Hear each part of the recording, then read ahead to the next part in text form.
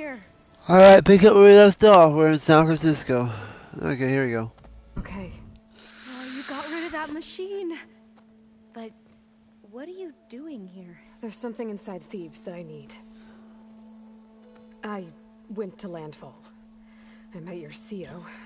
We came to an agreement, kind of. And you're going to help us get in? I guess so. The whole thing was a little tense. There's something off about that guy. And I don't understand what he wants from Thebes. I thought we found the data that your people needed back on the mainland. That data will take us years to sift through. The CO wants faster results. Aloy, you have to be careful. There they are! The legacy tells us that Elizabeth Sobek helped the ancestors cast aside all obstacles. And so it has been today. You have been true to your word. I'm pleased. Thebes awaits us below, shall we?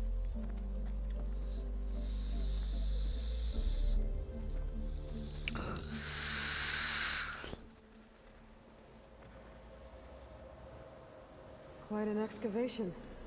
Much of this was flooded. We had to pump a great deal of water out.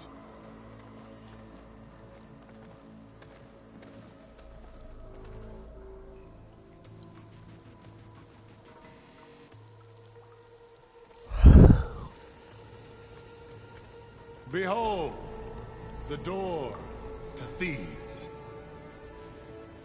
A door like no other.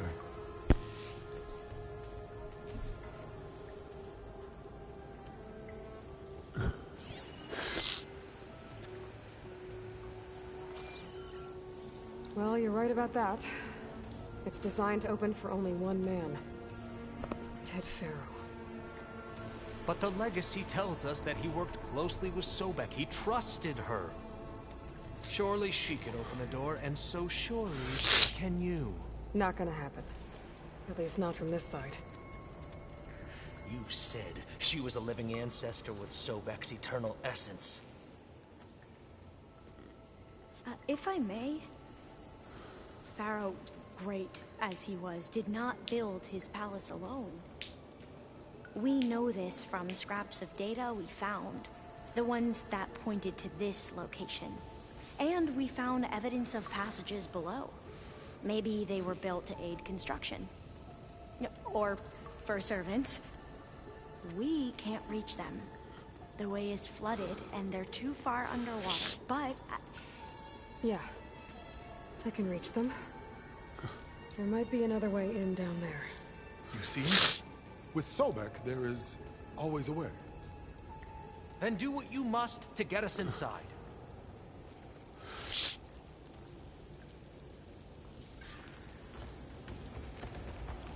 No, not the bitrate, not the bitrate. Oh, bitrate is healthy again.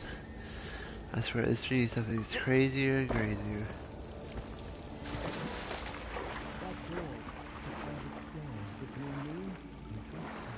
This water's warm. Seems like a hot spring.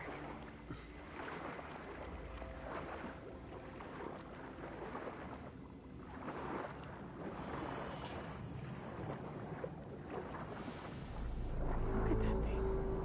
It's huge. It goes all the way down to the bottom.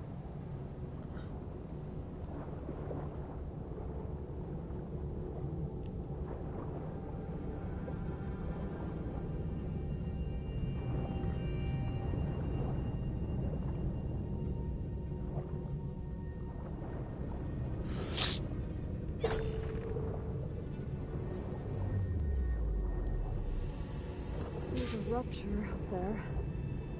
Maybe a way in. Yeah, this could get me inside.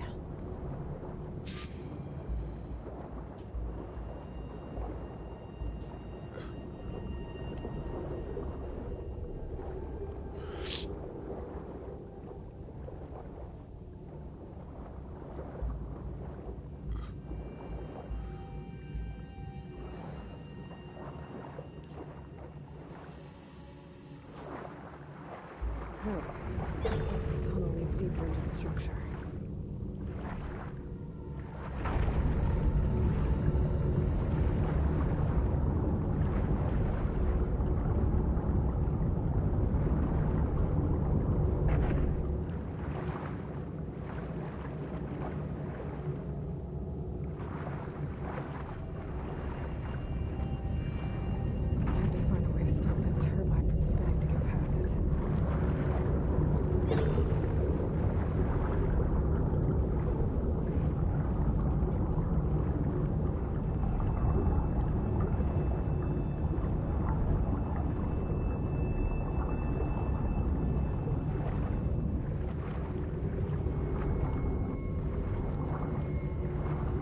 Uh,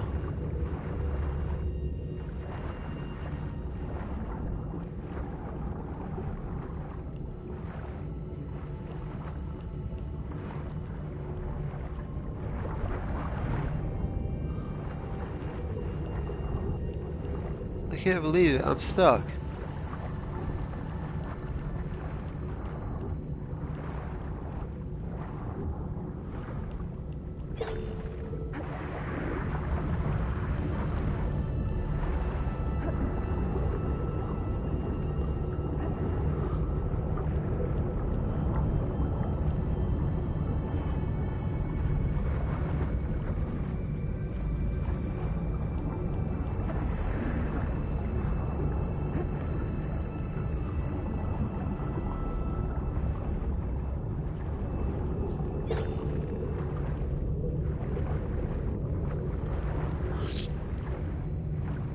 There's gotta be a way to stop that turbine around here somewhere.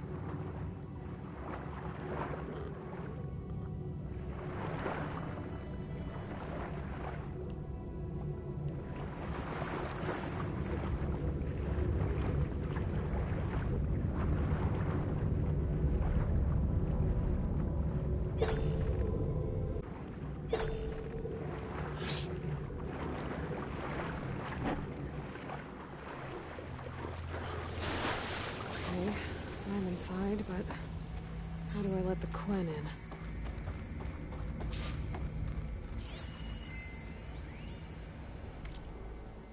Here I am again, hiding in the gym, writing to stay sane in this crazy place. I can't believe Grigori's dead.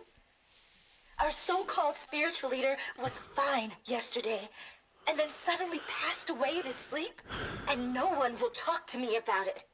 They treat me like a child, whispering behind my back, as if I can't cope with death, even after the end of the world.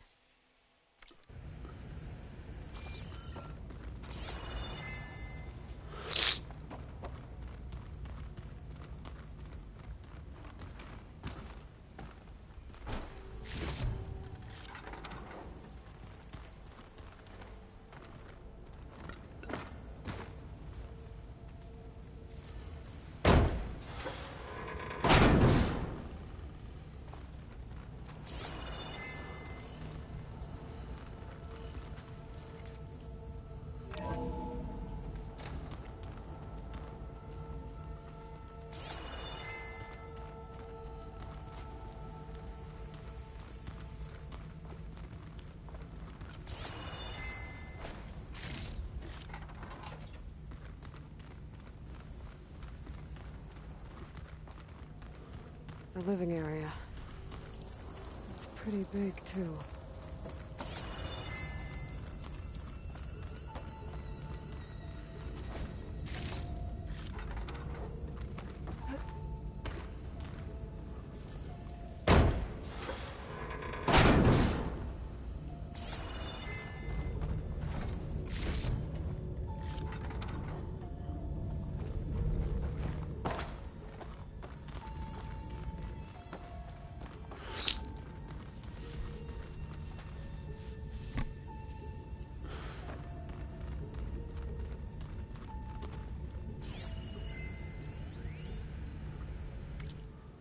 I know everyone's reeling after Grigori's, untimely demise. He was a deeply spiritual man who wasn't afraid to rip back the curtain and gaze where few men dare. I've asked Dr. Sumtow to, check on what happened to him. I'm sure he had some kind of condition or something. The main point is that while we certainly miss him, we will go on. Everything's gonna be okay.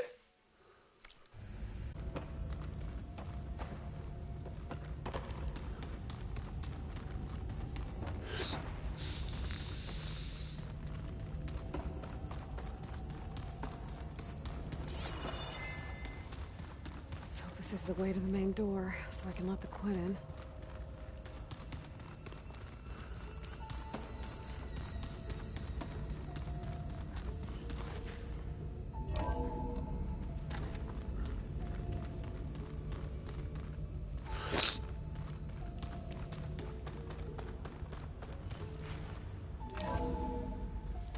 Look at this place. It's pretty fancy for a survival bunker. There, the door. Let's hope I can open it from the inside. Ah, good. An emergency exit function. Emergency exit initiated.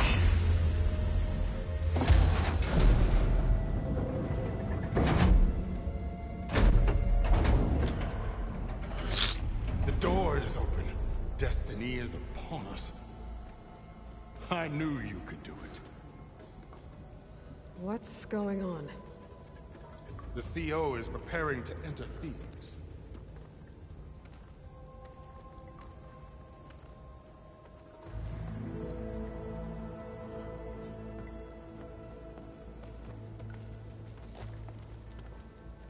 Oh, why are you dressed like Ted Faro?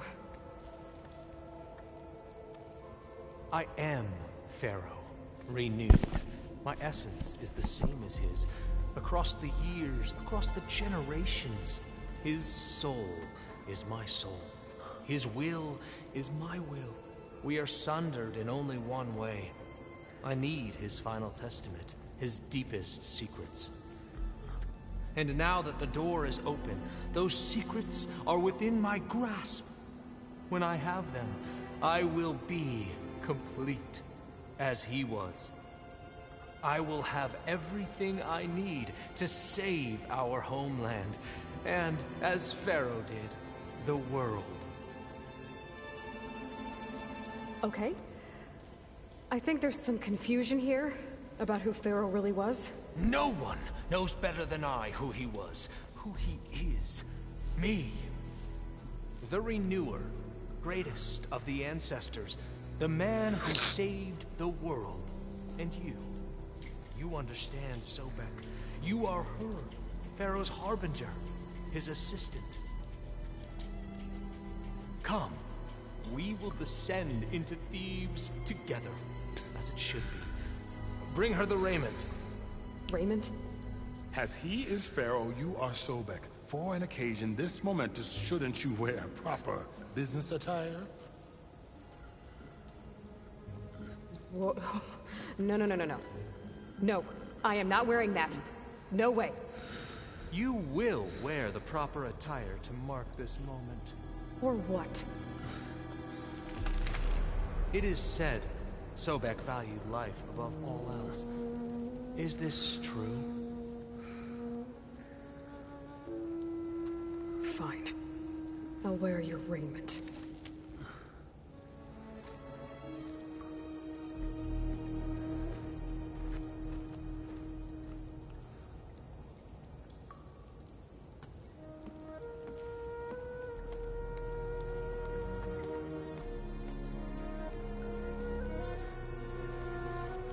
Excellent.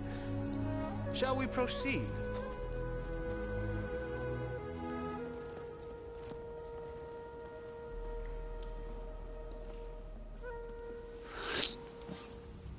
Look at this place. The grandeur. Pharaoh's domain. Simply breathtaking. Excellent. Somewhere in here, Pharaoh left his secrets. Let's go find them. Your Magnificence, perhaps we should leave guards behind to cover our exits? Indeed. Let it be done.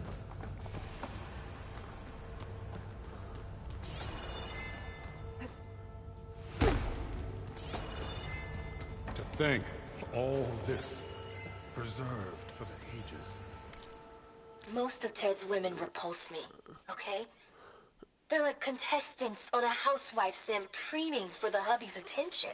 But Brianna, the Hollow Singer, she's different. She's always been nice to me.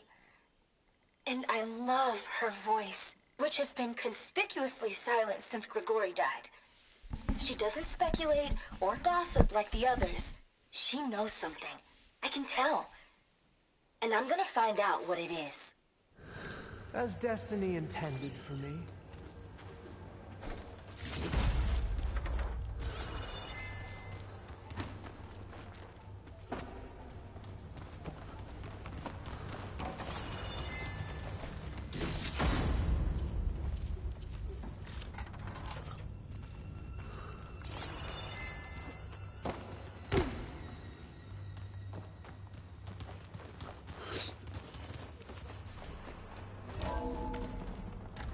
Pharaoh's visage, a monument to greatness. True, I see. It's a monument to something, I'll give you that.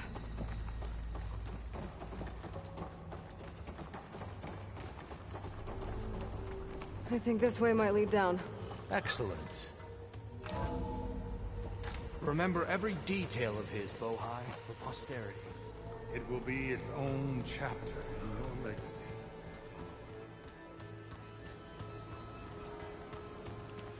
Why the palace the Pharaoh built for himself? No less than he deserved. Of course, Your Eminence. Wonder if Pharaoh had a footbath in here. I've always wanted to know. There will be no further discussion of your feet, Bohai. Brianna told me that Grigori hacked into restricted files and found out something awful. That Ted murdered important people who worked on Zero Dawn. Did Ted punish Grigori? Kill him for discovering what he did? How could that be? Dad said there wasn't a mark on Grigori's body. His heart just gave out.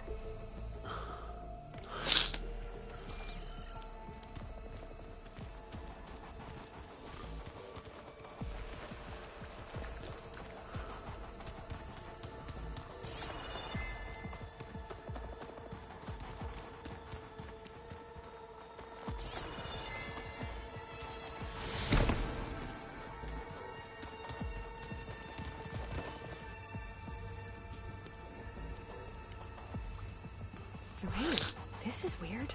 Yeah, I tried to warn you. Yeah, sort of.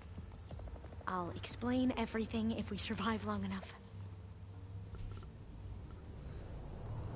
Those certainly look threatening. Huh. Statues. The guardians of Pharaoh's domain.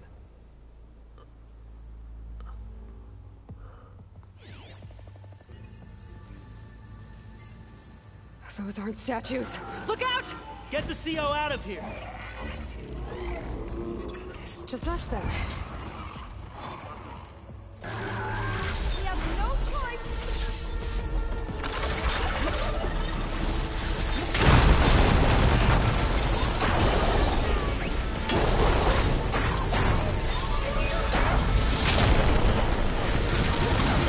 That must have hurt!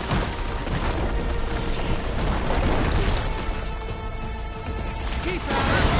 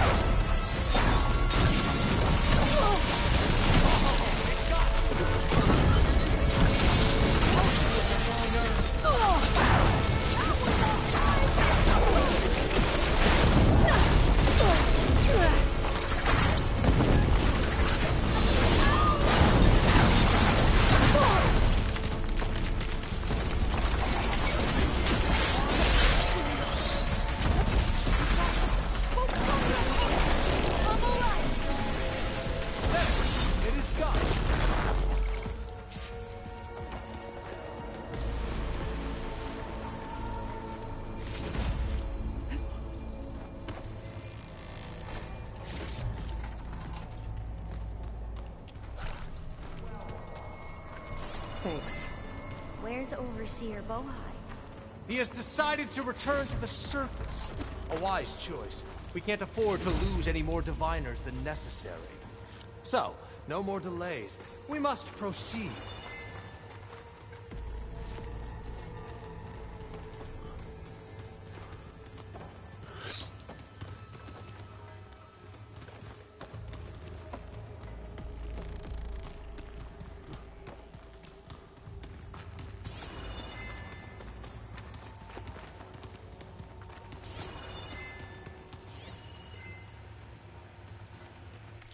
Brianna didn't wake up this morning. She's gone. Just like Grigori. I'm looking up at the giant, hideous statue of Ted in the Great Hall. At his eyes. And I know now that he's watching me. He's watching us all. He's always had power over us. I just never knew how much.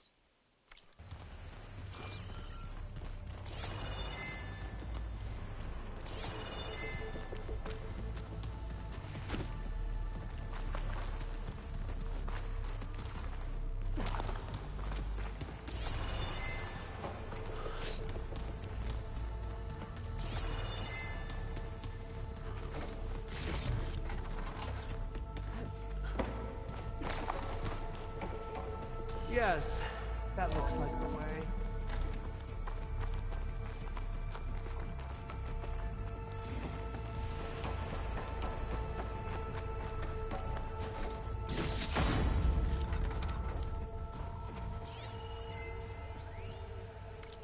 When I built this place, when its special systems were designed, I knew what I wanted. Protection, of course. An unlimited power source, that was a given. But also control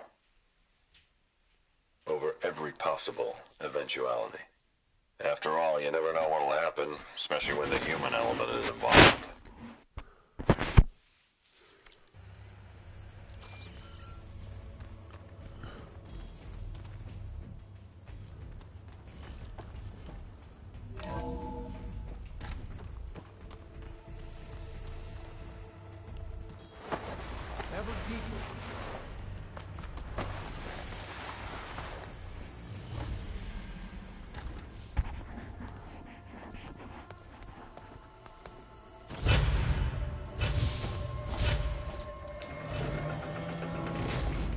What is that?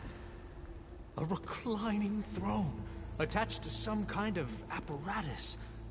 I wonder what it does. An impressive setup. What is it for? I'm sorry, Co. I don't know. My focus can't read the data here. What about the...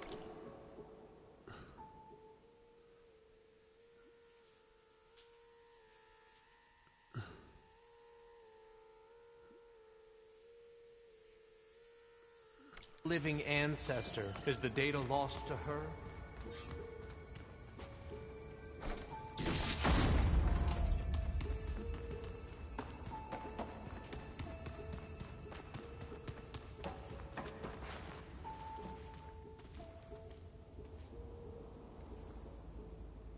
Scan the device, if you will.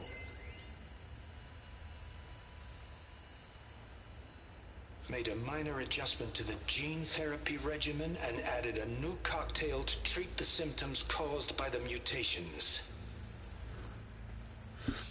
Hopefully, there will be some stabilization after the next treatment.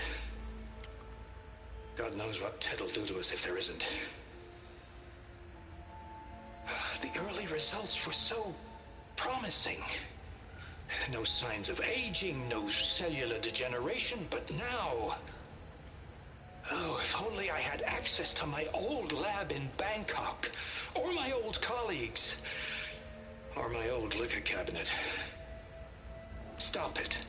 Got to stay positive. For Kenya.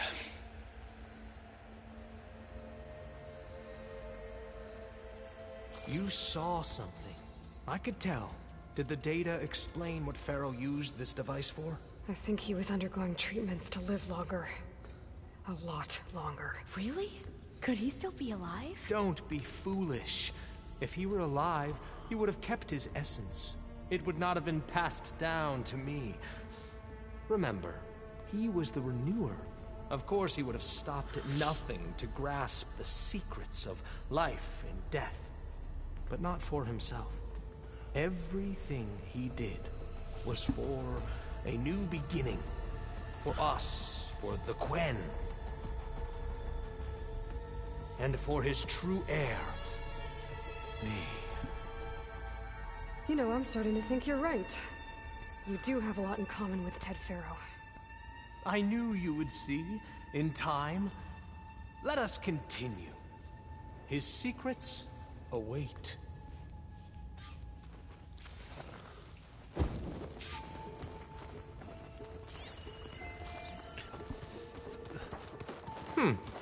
Is that a small office? For a minor functionary, perhaps?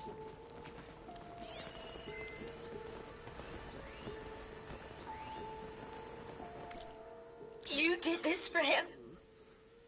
You put, like, off switches in everyone's heads? Kenya, you mustn't judge me. I had no choice. If I said no, what would he do to us? What would he do to you? You're my little girl. I was trying to keep you alive. For what, Dad? Seriously, why? So we can be trapped in this underground nightmare? You know what we have to do. Please.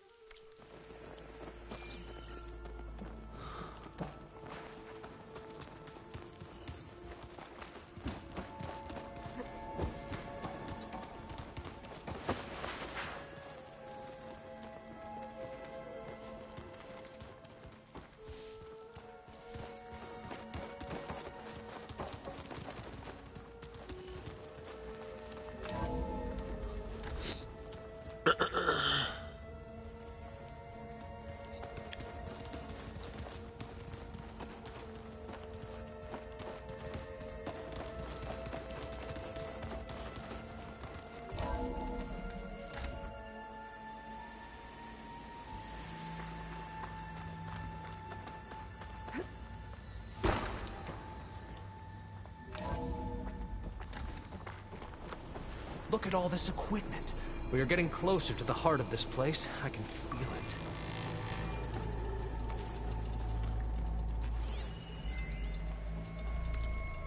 An automated geothermal energy plant right under the city of San Francisco. A marvel.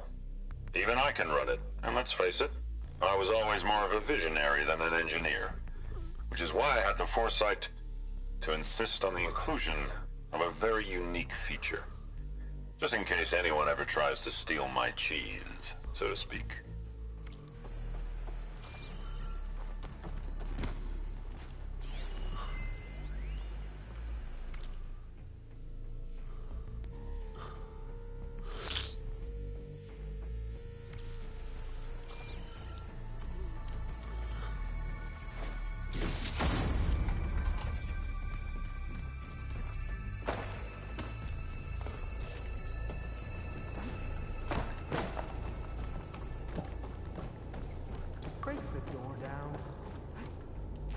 I'm going to look for another way in.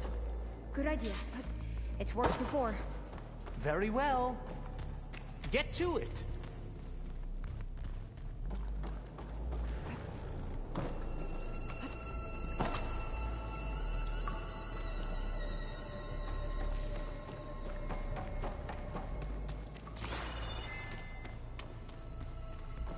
Hurry!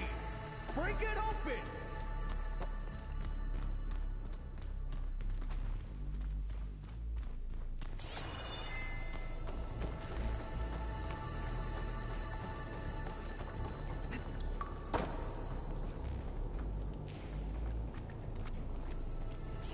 Open that door!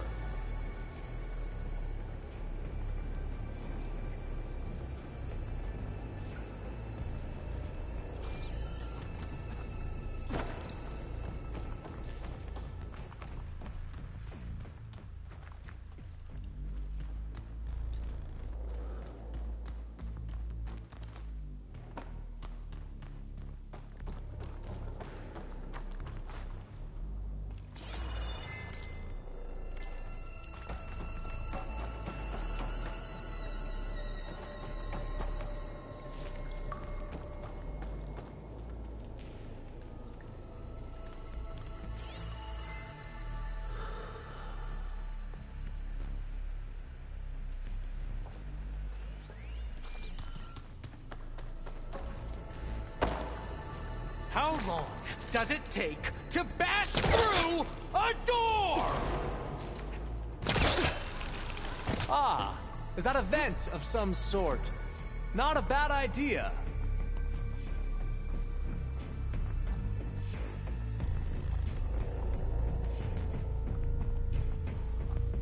She's gone. Did she make it to the other side?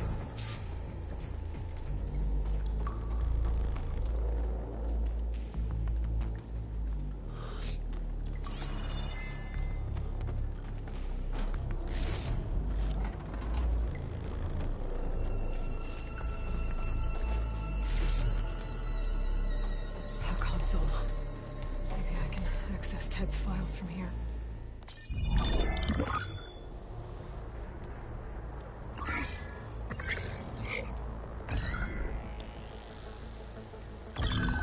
There. Omega clearance. Got it.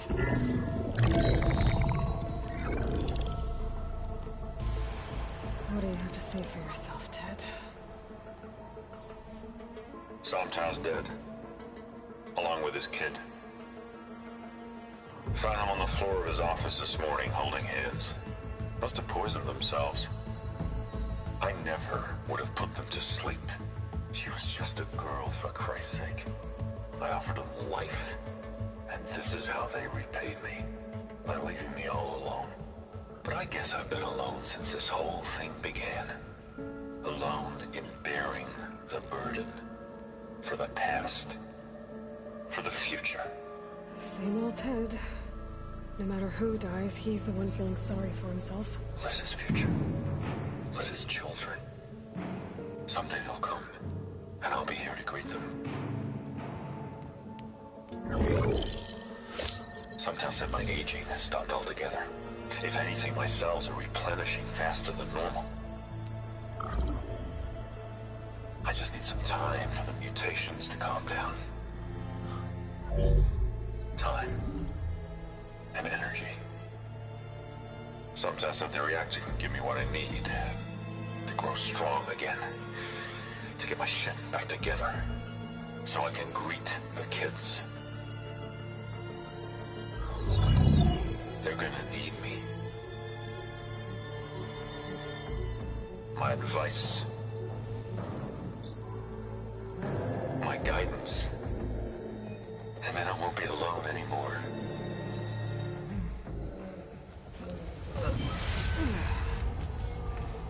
Pharaoh's secrets. Are they here? Not the ones you're looking for. Then they must be in there. Trust me. You don't want to go in there. Are you mad? I haven't come all this way to stop now.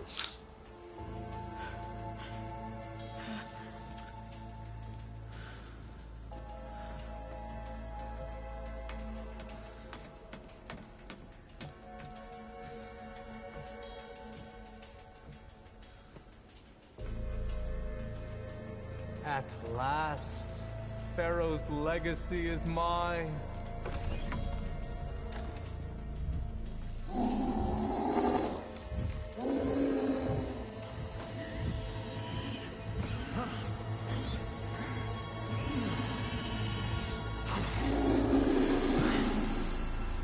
Is that?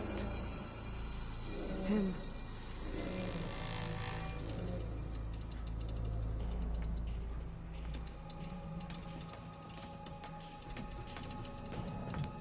Burn it to ash. Wait, no. Pharaoh has it rigged to melt down if... Kill them too. No witnesses. For me? We have Firing!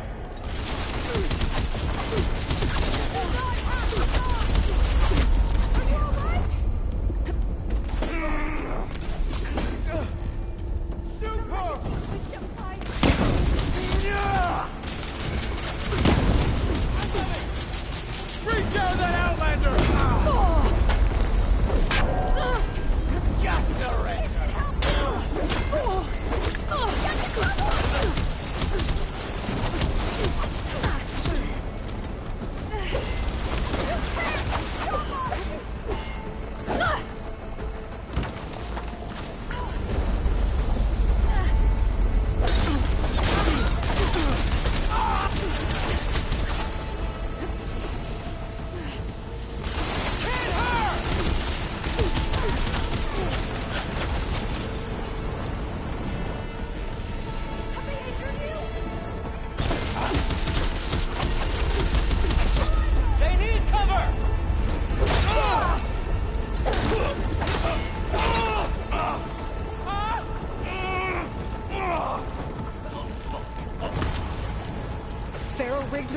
to overflow if he dies. We have to run.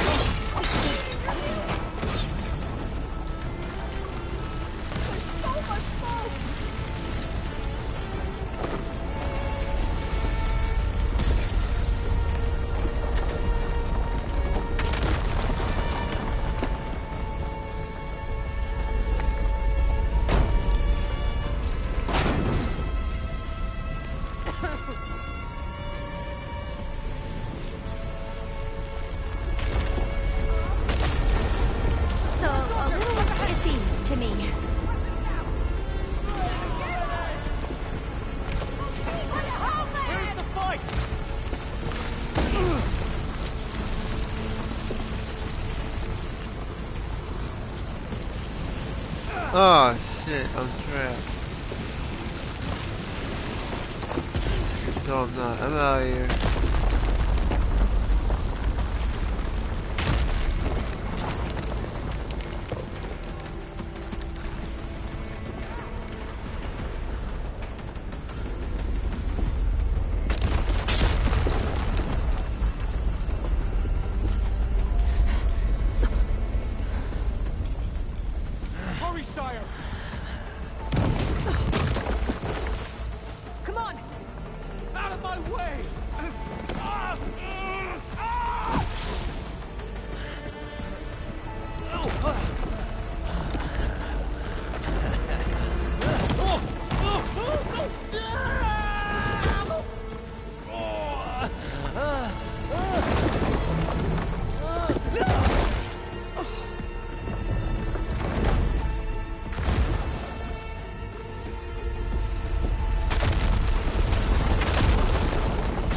This is a nightmare. I guess that's what happens when you act like a...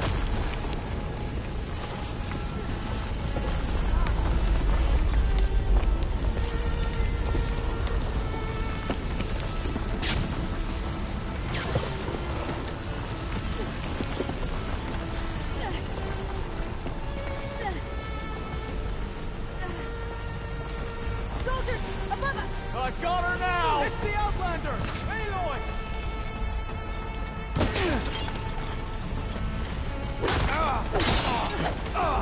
We have no choice!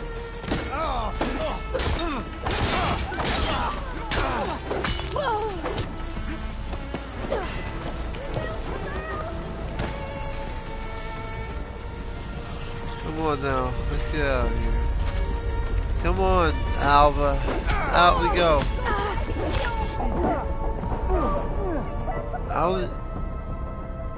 Damn. I was really getting into it too.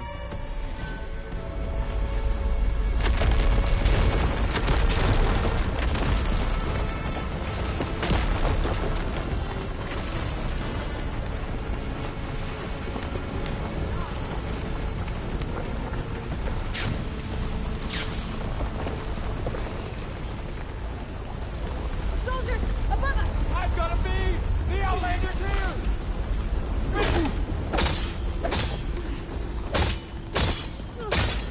Into battle!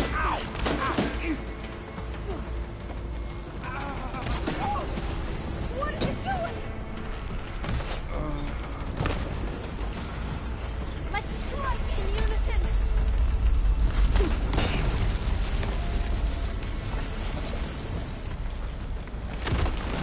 Let's get out of here. I don't want to be here.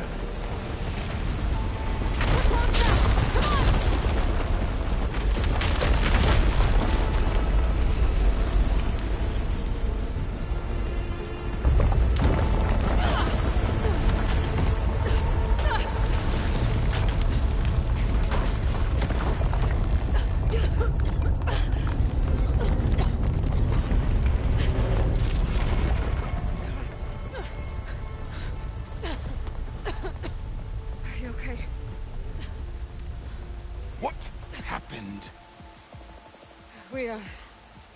We found something that will help. Not just your homeland, but everywhere. But where's the CO? He's gone.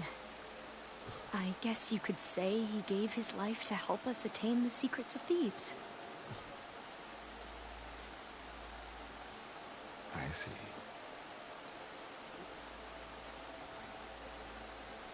Wow. You must think I'm eminently stupid. What? No. No. The CO was an entitled egotist who twisted our beliefs into a sickening, self-serving fantasy. And you expect me to believe he sacrificed himself for scraps of data? It's time for the truth, and it better be convincing.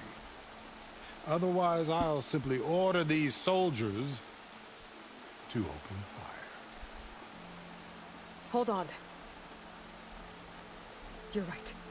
To be honest, the CO screwed everything up. He brought Thebes down around our ears and died like a gutless coward. But we really did find something down there that will help your homeland. If I can take it and use it. Now, if I have to, I will fight my way out of here, but it doesn't have to be that way. You can just let me go. And then take credit when things start to improve.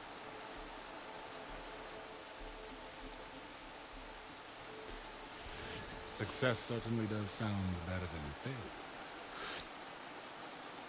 It seems then that our destinies are intertwined. Landfall is open to you. If it will help your cause, you may come and go as you please. But Alva must join you and report back on your efforts. Fair enough. Thebes is of no further value to us. Obviously, we're going back to the flotilla.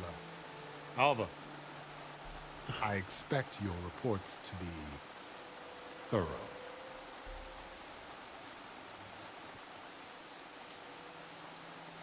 Oh, I thought he was going to have us killed.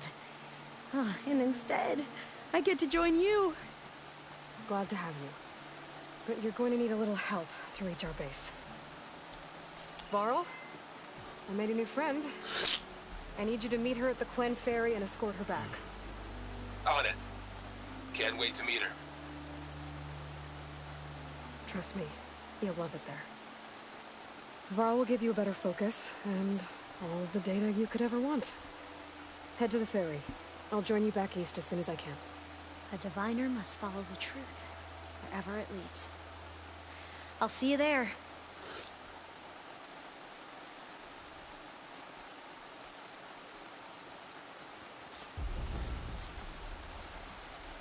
Now that I have Omega clearance, we should have what we need to capture Hephaestus.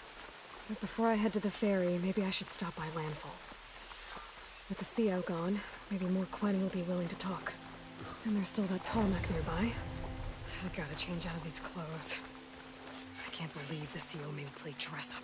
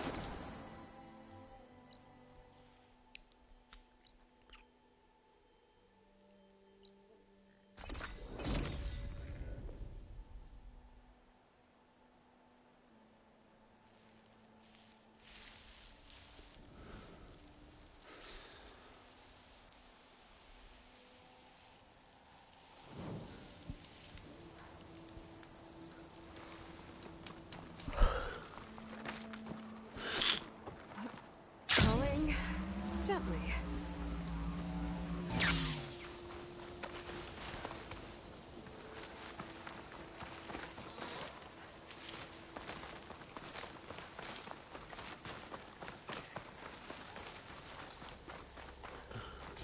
The source of that signal must be close.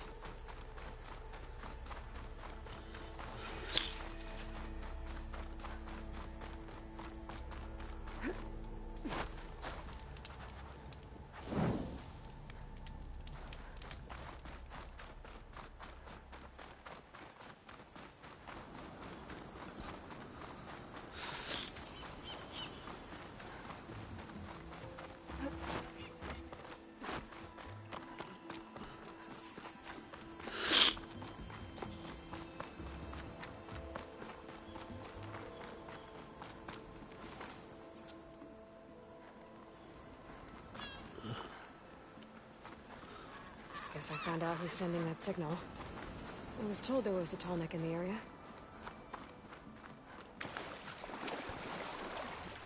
It talks. I need to be careful.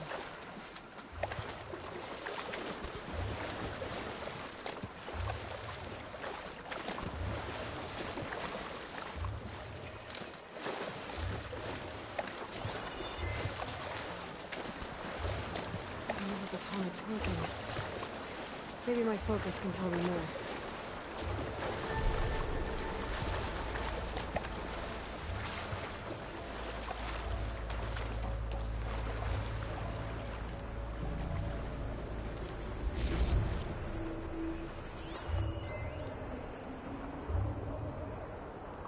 Something seems to have knocked the Tallneck down.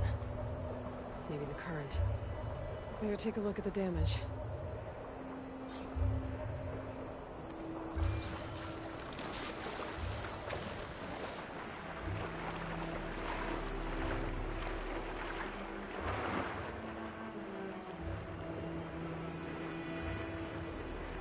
Parts are missing. Is that what the contact was carrying? Might be able to find the parts at their nest.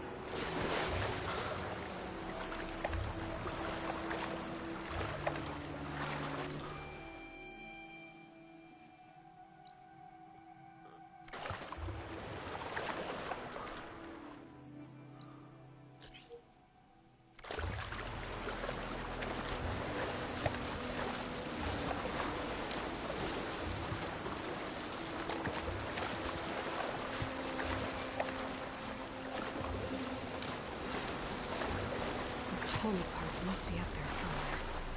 I just have to get to them.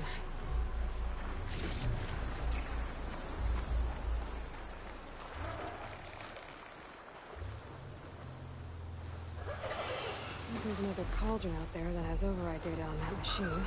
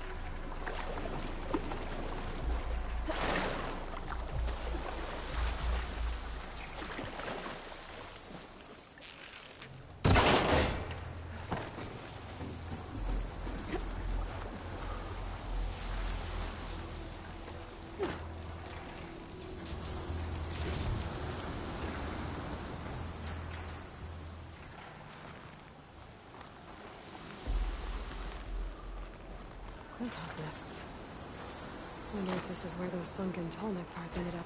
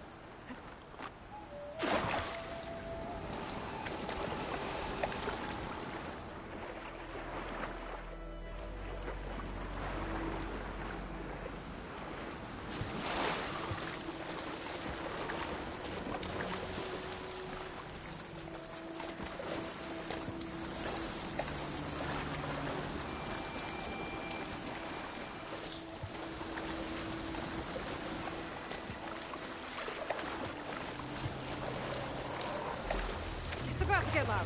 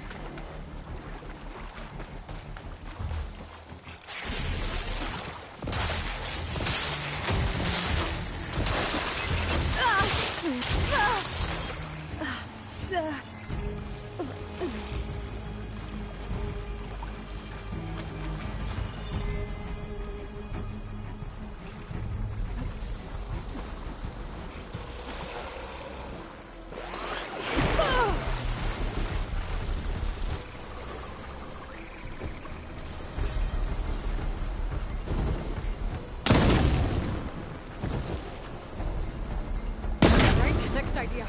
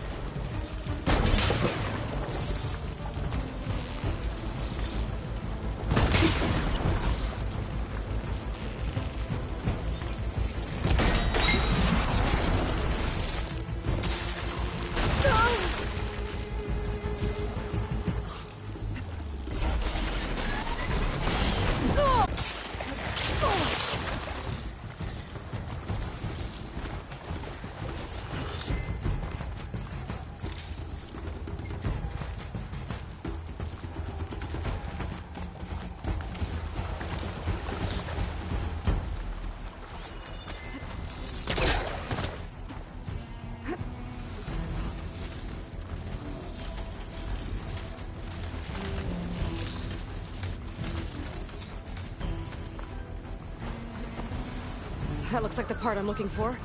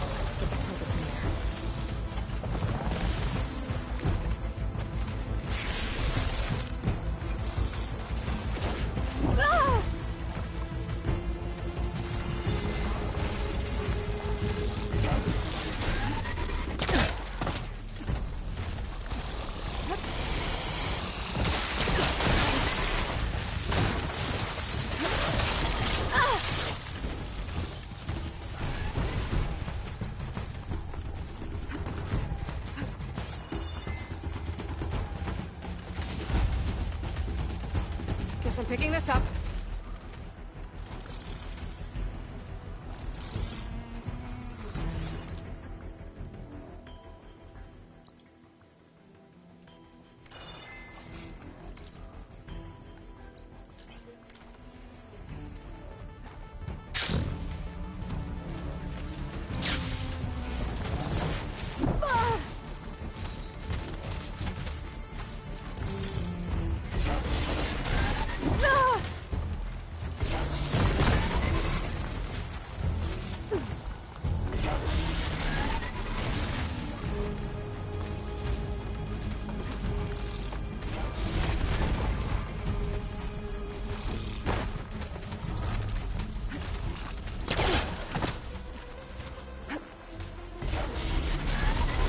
Sorry, guys. Gotta run.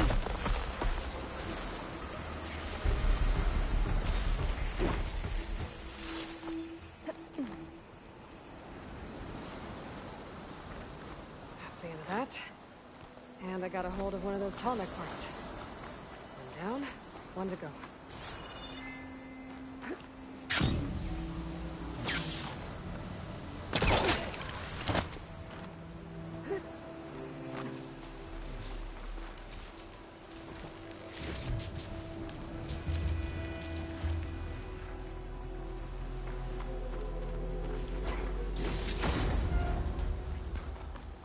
Second Tallneck part. I should pick up that part now. I'll be taking that. Picked up the last of the parts I need. I should get these back to the Tallneck.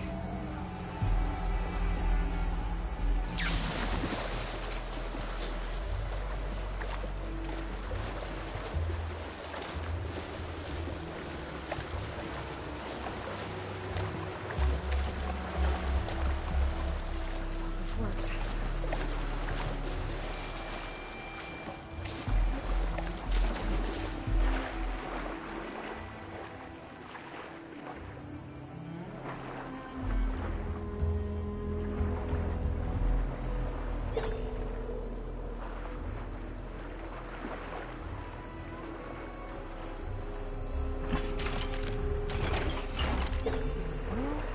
One more to go.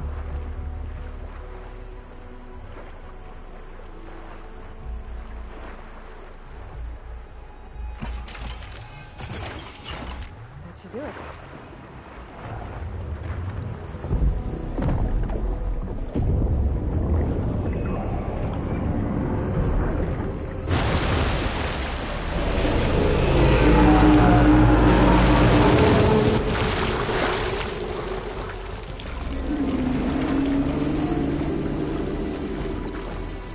Welcome back.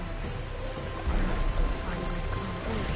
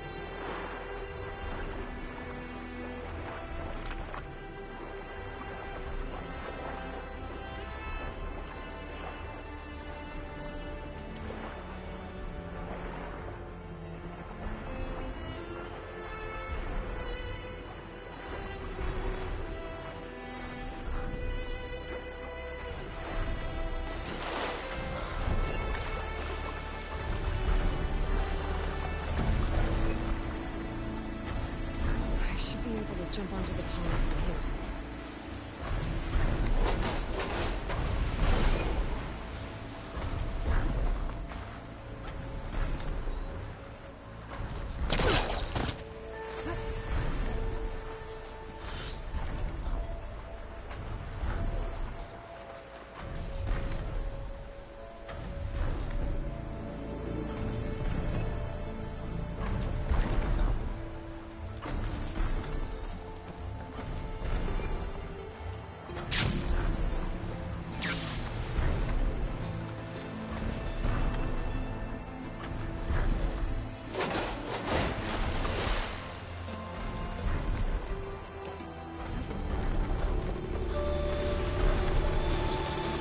Made it. Now to climb up to its head.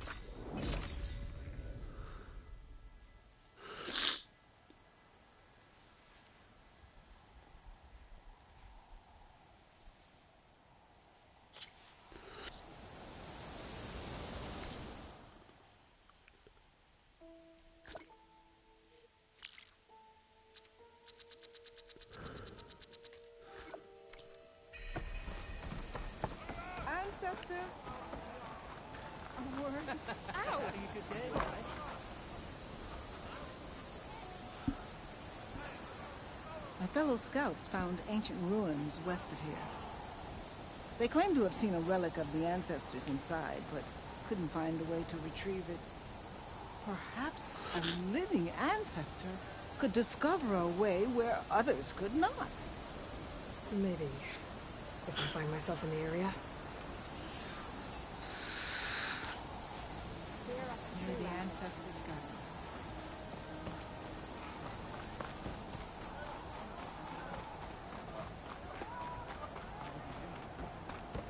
Please, could you spare a moment? Ancestor, please. It's about my brother. I don't mean to disturb you, but I've run my requests through every channel and I've gotten nowhere. Just take me through it. Apologies. My name is Jomar. I'm the weapons officer for this expedition. It's my job to ensure the troops are armed and prepared for what's out there. And I've failed to do so. My younger brother, Oris, his unit was sent to scout the tower on the northern side of the island. They should have returned by now. The Overseer has denied my request for a search party, and defying him would mean dismissal. Or worse. You think they might be alive? Oris has been obsessed with San Francisco ever since I can remember. He jumped at the chance to join this expedition. I have to believe that fate isn't cruel enough to make this place his tomb. If you help me, I'll get you access to any weapon in my stock. If I make my way up north, I'll look for your brother. Thank you. If it helps, my brother carried an ancestral relic with him. I believe your focus might be able to pick it up. What kind of relic? A small metal piece dangling from a chain, with a hologram of San Francisco. Which is why my brother always had it with him. The diviners speculated it was some kind of beacon, inviting the ancestors to visit the city. Speculated? So there was data on it they couldn't read? It was deemed lost knowledge.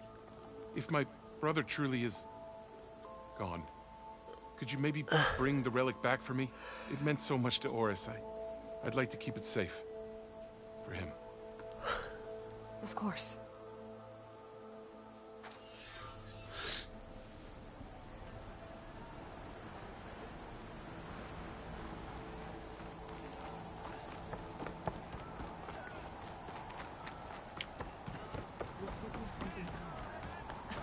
How? There's no way we can find our way back home, like... I promise you, we'll find a way home. Harriam, we're never getting that gyro compass back. We're stuck here. For good. The ancestor reborn. May we be led to truth. Just, Aloy, what's this I hear about you never going back home? Our navigational ships. They're all gone. Destroyed by storms and reefs, and with them the one instrument we need to guide us across the ocean. There's one ship that might still hold a working gyro compass. But it's beyond our reach, beached on an island surrounded by deadly currents. No compass, no way home, no way back to those we should have never left behind in the first place. Christia.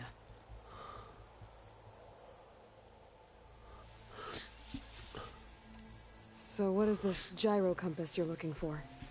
It's a device used by the ancestors to help pinpoint a ship's location. But it only works if the readings are compared to a chart.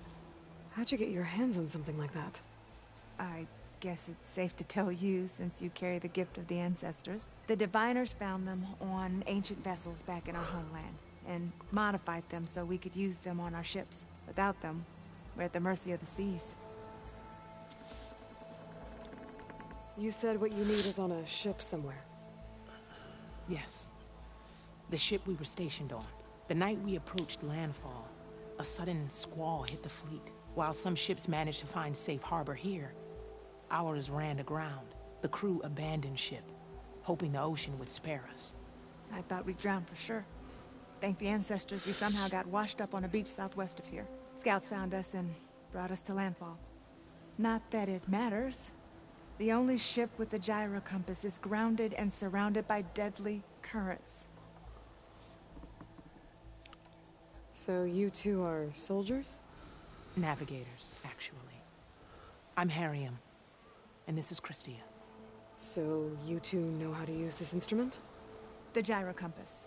Only I know how to read it. The diviners trained me. Harriam was chosen to memorize the charts found in the Legacy. So you can't navigate the fleet without each other? It is the Quen way. The greater the knowledge held by one person alone, the greater the risk it'll be used against the Empire, should we be captured by our enemies. Your type sure is cautious. You mentioned you left someone behind? My, wife, Meandra. She works the field in the Great Delta. When I was chosen for this mission, she begged me not to come. She was scared I wouldn't return. And like always, she was right. I left without saying goodbye, and now I won't ever see her again.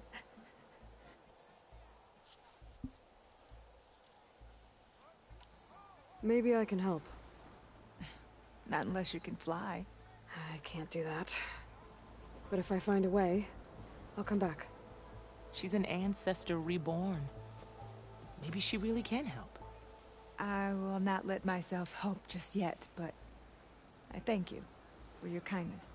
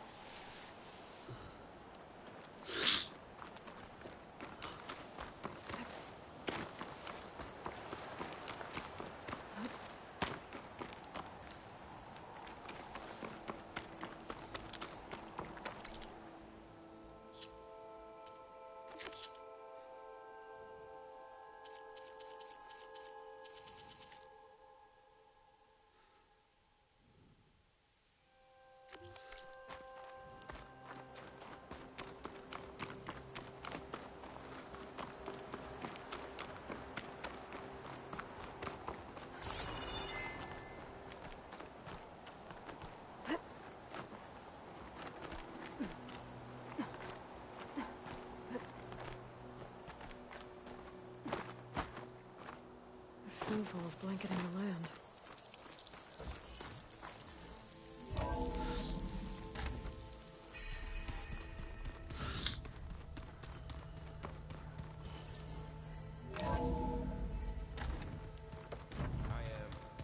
So lost. Aloy, may we speak?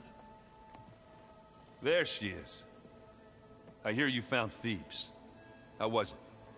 Maniacs, lava, what's not to like? I'll remember that next time I go traveling. At least I got what we needed to trap Hephaestus. Good thing I got my gear ready then. Have you spoken with Alva yet? Yeah, when she's not reading the archives like a giddy kid drinking her first ale. She took to that new focus quick, that's for sure. I gotta say, I'm a little jealous. But I can see why you two hit it off. You look tired. Ha! You never want to hold back, are you? I've just been making sure that I got everything down for this mission of yours. I wouldn't want to be the usual screw-up out there. You'll do fine, Erend.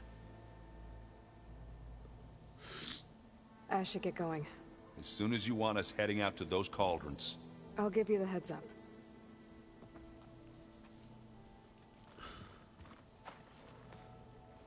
From the look on your face, I'd say the mission was a success.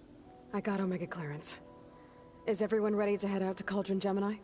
As soon as you give the word. Did Alva make it here all right? Our new Quen friend. The moment she laid eyes on the archives, she jumped on them like a long leg. Sounds about right.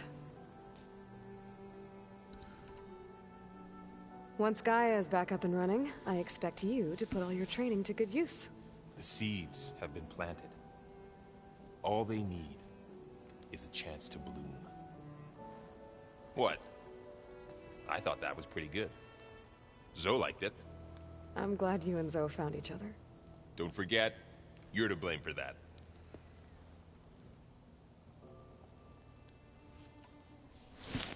Now that I have Omega clearance, Jova the Zeniths.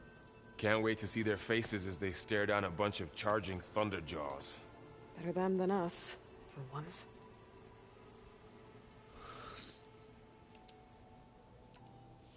I should go get this to Gaia. Of course. Let us know when we're needed.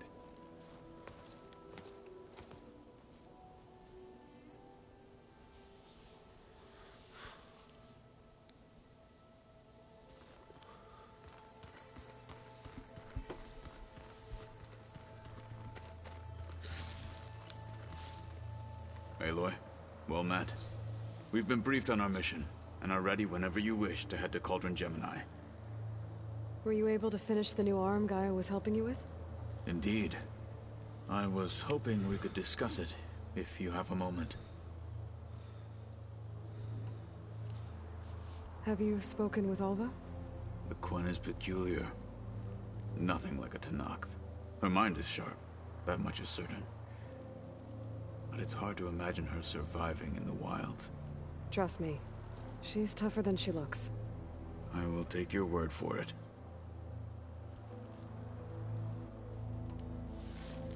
How are your studies going? I wanted to learn more about the world of the Old Ones. And? I looked up this pharaoh Gaia said you went looking for, and learned about the plague of machines he unleashed. To think that the ancient world was wiped out by a mistake. A single miscalculation. There is no glory or honor in such a fate. Only hubris and pointless death. That about sums it up.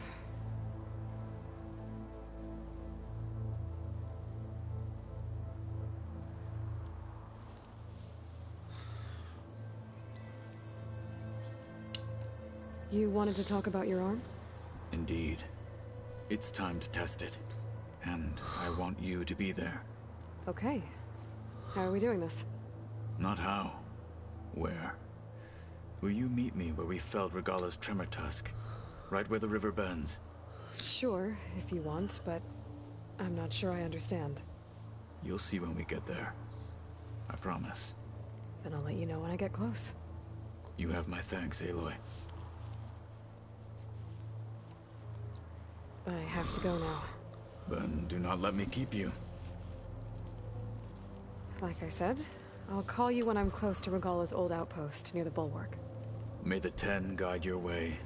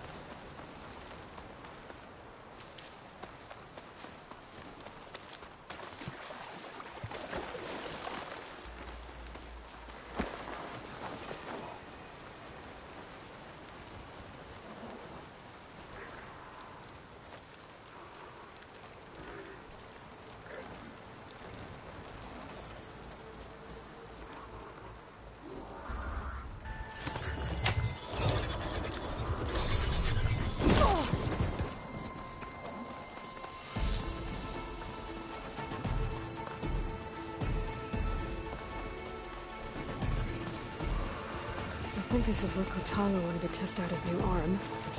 Even though he didn't say how exactly. I should let him know I'm around and find out. Hey, Kotallo. I'm by the Tremor Tusk site, where we agreed to meet. Want to test that new arm of yours? I'll be there shortly. Thank you for waiting. Maybe now you can tell me what we're doing here? Not just yet. Follow me, please.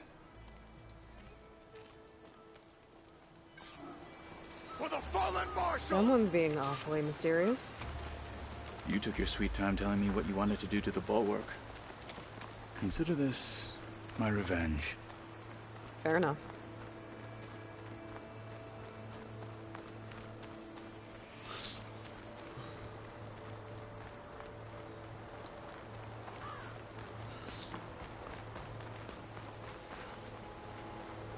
This is it. What am I looking at? Oh, you'll see. Come.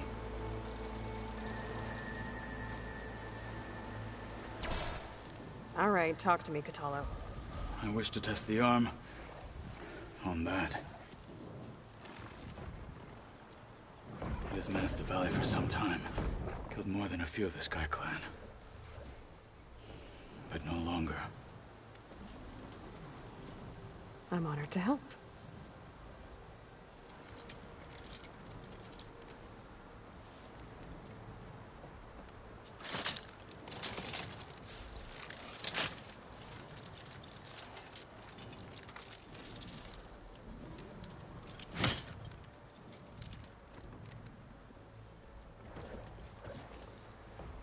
After you.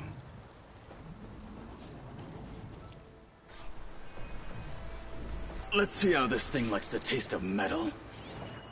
Machine's resistant to fire.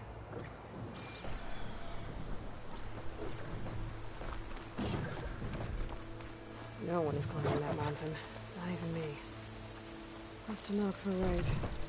I would need to fly to find out what happened to Farika. Oh!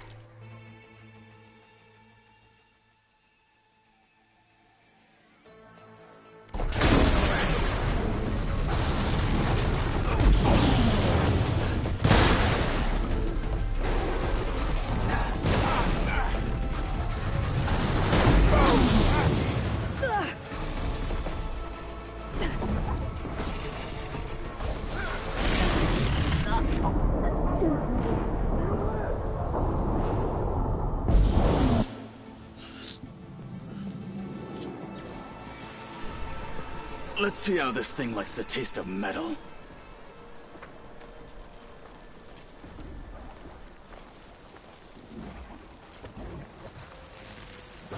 No one is climbing that mountain. Not even me.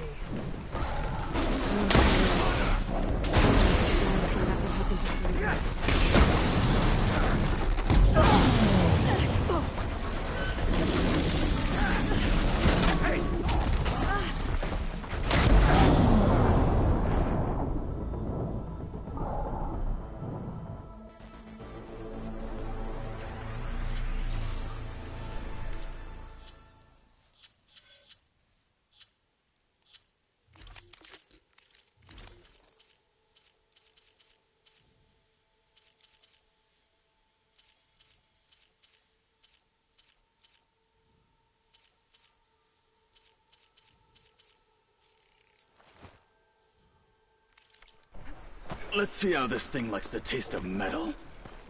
No one is climbing that mountain. Not even me. Must Noct were right. Taste the red!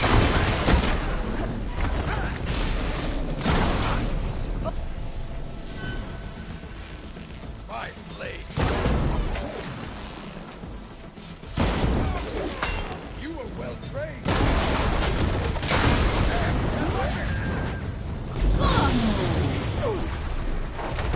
Outlander, for you.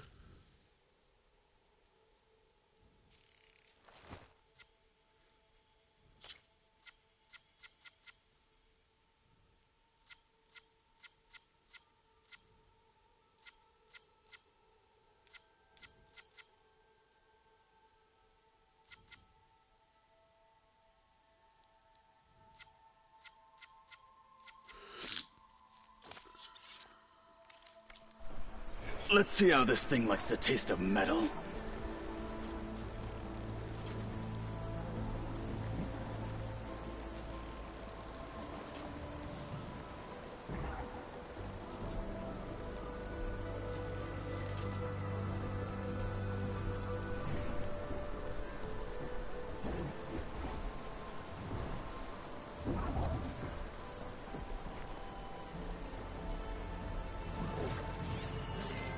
Could use frost ammo against it.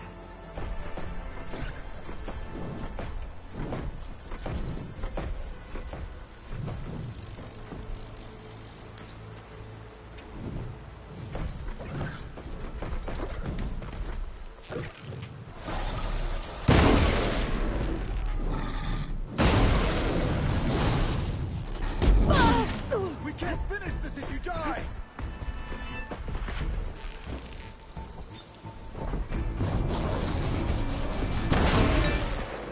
That will hurt it!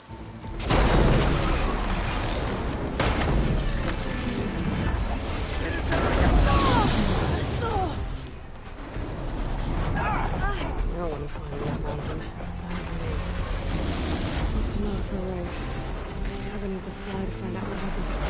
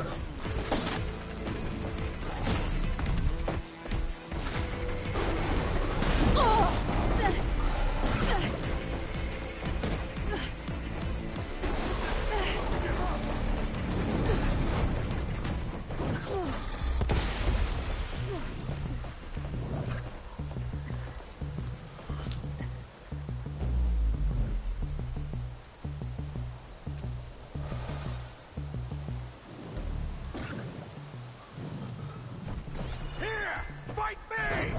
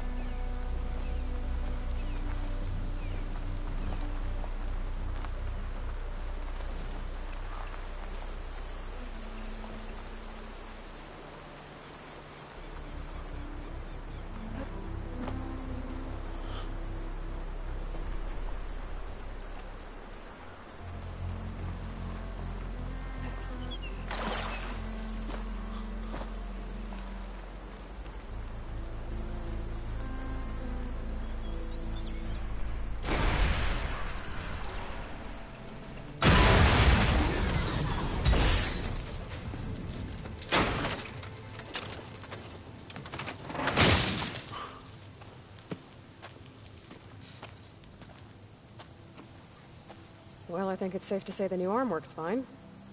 Agreed.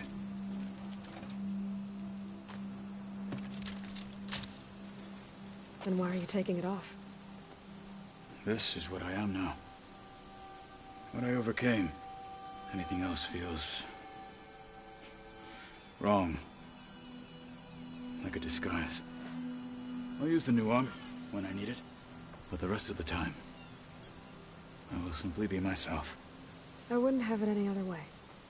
You have my thanks for doing this with me. Here.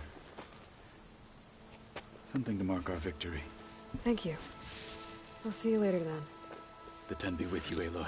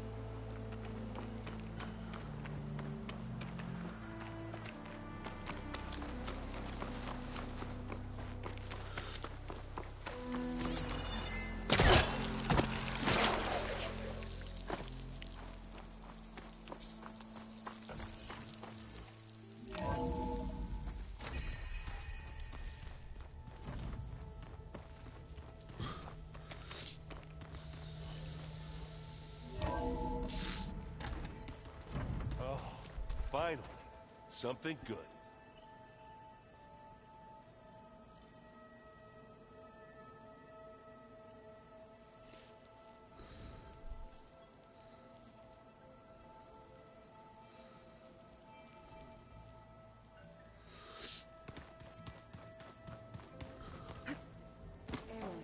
May we speak?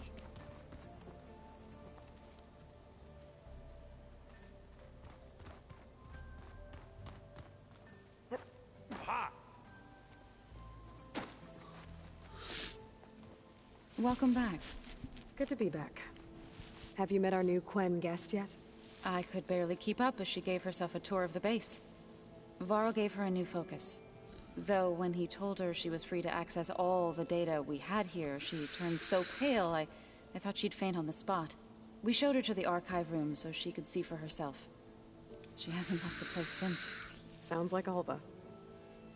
Oh, I also wanted to give you this. For helping with the land gods. Plainsong is in your debt. Thank you, Zoe. You deserve much more for all you've done. May the land always bloom in your steps. And yours? How are things with everyone? Slightly quieter. Aaron's been busy scouring data on his newest obsession. Apparently the old ones wrestled machines as some kind of performance. Called it metal versus meat. A must-see battle between steel and flesh, as Aaron likes to put it. You'd think we have enough of that going around as it is. Read anything interesting lately? I found out the old ones use leaf infusions like the Utaru do. Tea, they call it. Apparently it helped soothe them. That and some sort of scented wax they used to cleanse their aura, plus something called bubble baths. Me, I think I'll stick to singing to calm the nerves. I assume you've been looking into Demeter now that Gaia's merged with it? Yes. It's been humbling to know that the seeds I carry in this pouch came in turn from the seeds saved for Demeter in the old world. It gives me hope that the cycle of life will prevail now, just as it did before. How to go with the chorus after we fix the land gods? They were shocked when I told them that our lands would soon be on the mend.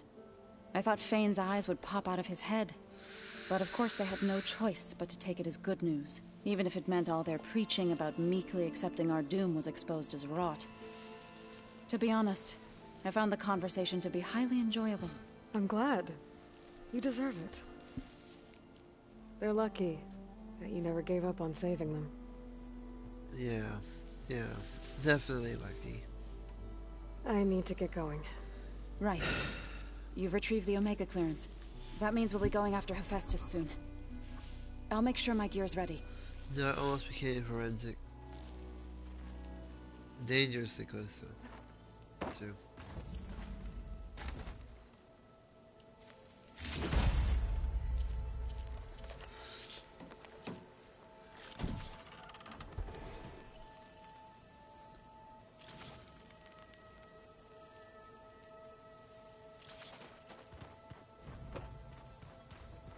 Yeah. I have a little Holograms. Gaia, I thought you said the data here was lost. I was able to repurpose the equipment to store the data you have acquired in your travels. Well, looks like it's getting some use.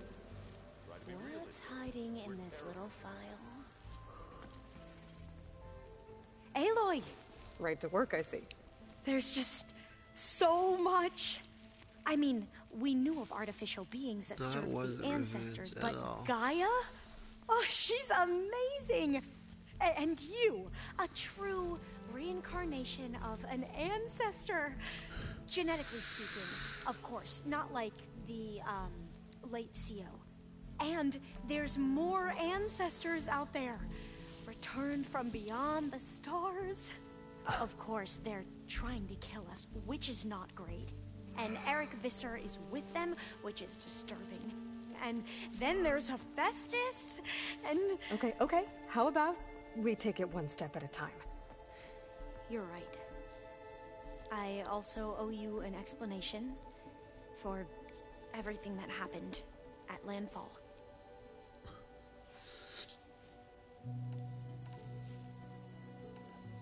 Back at the greenhouse, you spoke of knowledge forbidden to your people. Diviners are meant to seek out the truth in the legacy, and many Imperials sponsor them in the hopes they'll find something the Empire can put to use, thus gaining favor with the Emperor. But the Board of Overseers claims certain truths are detrimental to the stability of the Empire, like discovering one of our revered ancestors ended the world. That is why Diviners are only allowed to access segments of the legacy. Only Overseers can view it all. It ensures that any heretical data can be contained and retrieved before it can spread. What happens to Diviners who break the rules? I never had the courage to ask. You said you owed me an explanation for what happened in Thebes. I'm listening. Right. I'll start at the beginning with the CO. He was an Imperial, the Emperor's nephew, in fact. As such, he sponsored many Diviners to search the legacy for anything that might help the tribe, and himself. He took a special interest in anything related to Ted Faro, whom we consider the greatest of the ancestors. Ted Faro, revered ancestor. That's tough to take. I know better now, of course. Anyway, the Diviners discovered that Faro spent a great deal of time in San Francisco. In fact, many of the most important ancestors did. So the Emperor's nephew convinced him that an expedition across the ocean might solve our most pressing problems. If only we could find the right data in this fabled city, perhaps we could roll back the floods and storms that threatened our people. The Emperor declared that all the tribe's resources be poured into this endeavor. Dozens of ships were built, scouting missions were dispatched, and the Emperor's nephew was named CO, one who wields the legacy for the good of the Empire. The living embodiment of Ted Faro, the Renewer. It may seem strange now, but for a time, he carried all of our hopes. We really believed he would save us. We had no idea just how perilous the journey would be.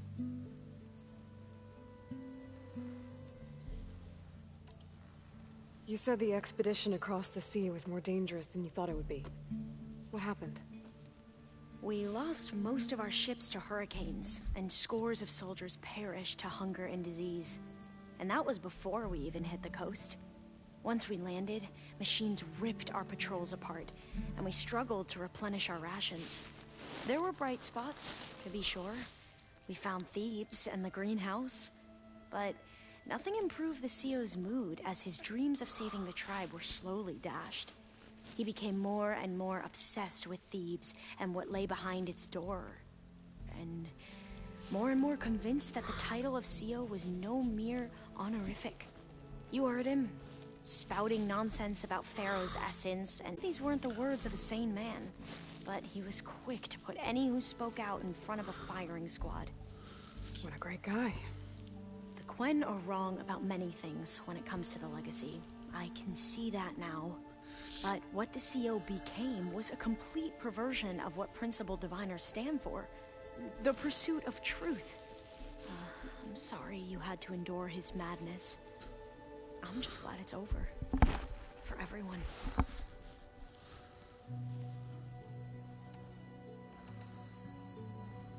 So, Bohai, your overseer. Will he run things better than CEO? He won't execute people on a whim, if that's what you mean. But he's hardly a paragon of integrity. I can't tell you how many times he took credit for data in the legacy that I uncovered. The best thing I can say about him is that he can be trusted to always do what's best for him. Yep, sounds about right. The Ancestors, is that what your people call the Old Ones? Yes and no. The Ancestors are the greatest of the Old Ones. Those whose legacy taught us agriculture, medicine, warfare, leadership, and patronage of the science and arts. The CEO called Elizabeth Sobek an assistant. What's that about? Right. Well, any Old One who has made minor contributions or worked extensively under one of the Ancestors is called an assistant. That's how we thought of Sobek, until we met you. Our limited access to data past the late 2040s has obviously misinformed our view of the past. You mentioned the reason you came here was to help your family. Your sister... Her name is Alika. Our parents are commoners. Peasants, really. When I passed the divination exams, they were so proud. It brought honor to our family and increased rations. Only Alika begged me not to leave for the research academy. Why? What happens there? Alika knew that once you enter, you're not allowed to leave or see anyone, not even your family. Unless you can get special permission and an escort by an overseer.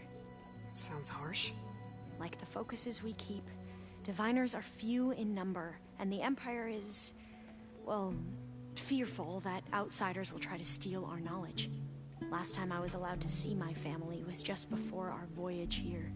Because of my position, I was able to get them refuge from the floods within the capital. But if our crops don't recover soon, they'll starve to death along with everyone else. I promise I'll do my best to make sure it doesn't come to that.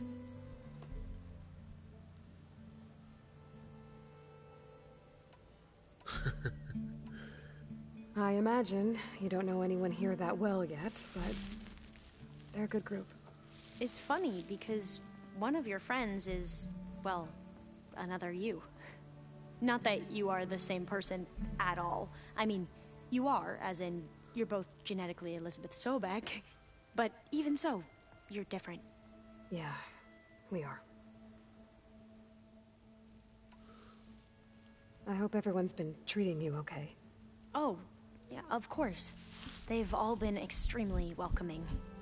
And they share the knowledge they learn on their focuses with each other freely. It's refreshing. Back home, diviners can only share data with the permission from the overseers. Sounds restrictive and stifling. Yeah, you are not wrong. Anything new around here? Kotallo showed me the schematics for his new arm. I recall reading about robotic limbs within the Legacy, but I never thought I'd see one in action. Technology like that would be treasured back home. Think of what it could do for injured workers or soldiers. But knowing the Imperial family, they would use it for different purposes. Their own. Replacing body parts as they grow older. Like the Zeniths.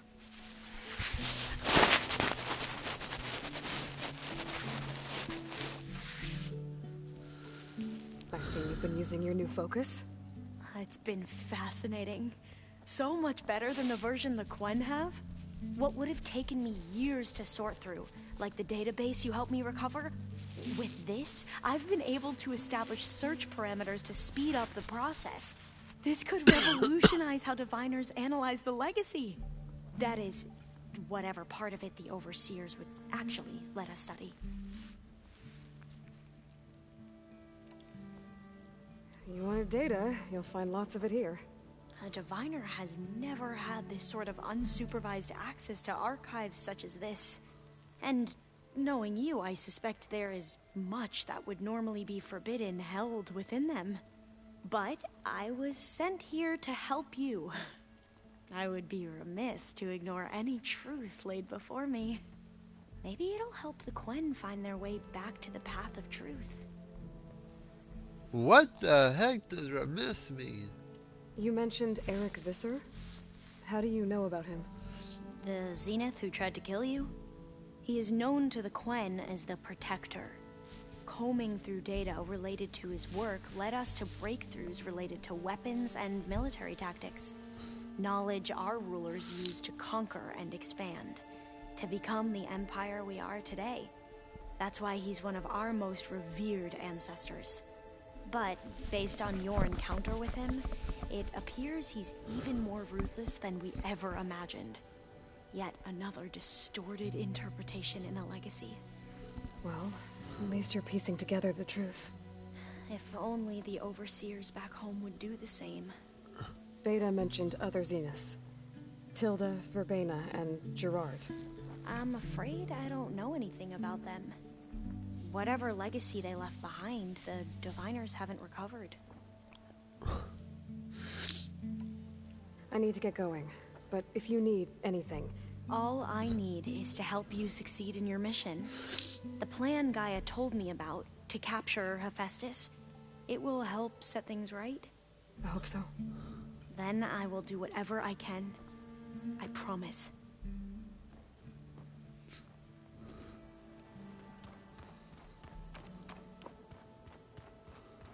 Why am I half dead?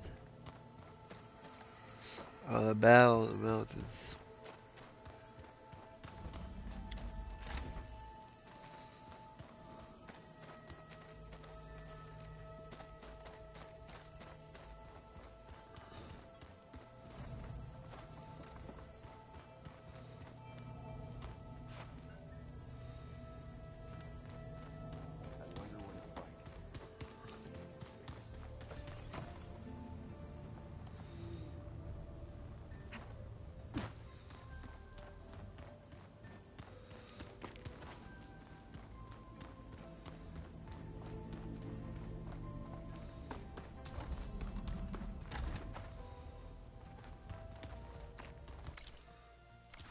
I don't think that door had power before, but... looks like it's malfunctioning.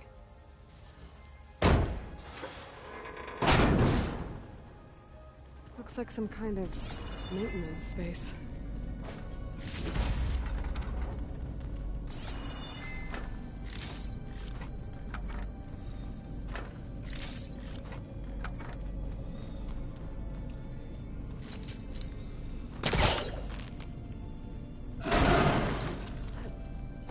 This leads.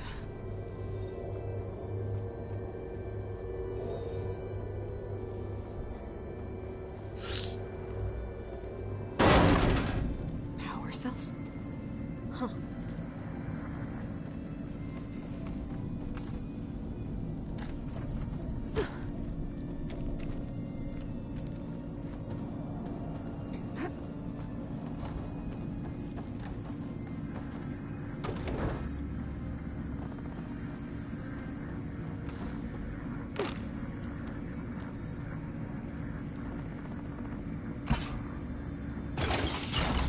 That did it.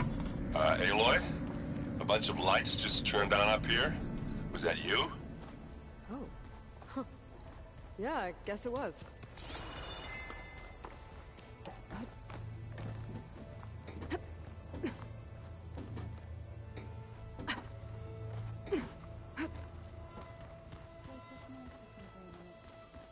And dirt. Don't forget all that dirt we had to bring in. If we're going to go around trying to protect life, we should have more of it around. I think it looks nice.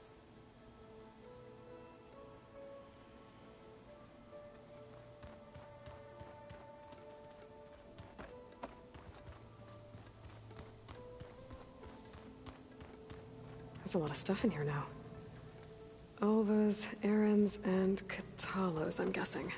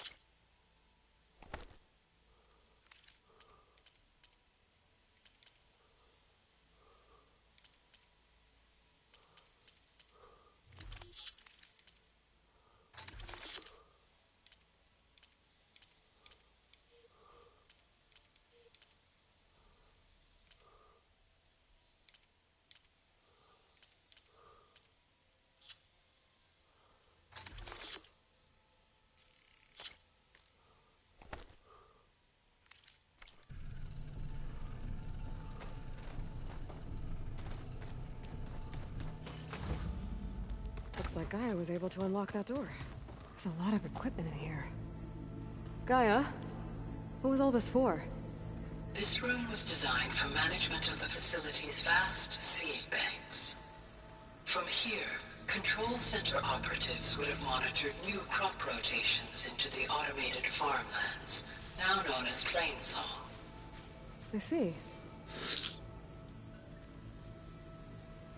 According to this console, there are still thousands of plant samples stored deep below the facility.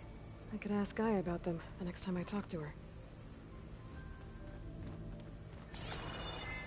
Tackling the design of the Ag Lab. Place is gonna have a lot of seed stock to work with. My favorite? Sample 626.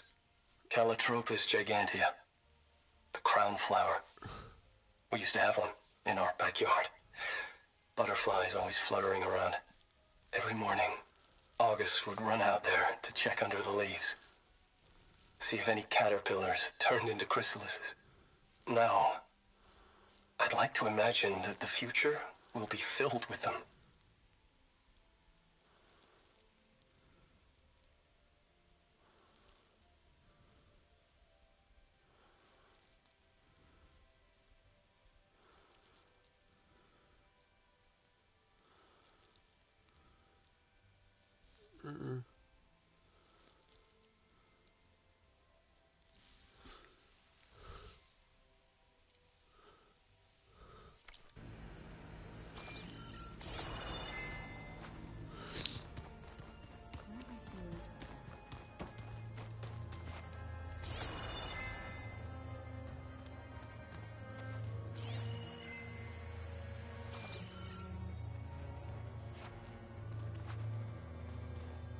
My blade is ready. I should go. I'll be ready.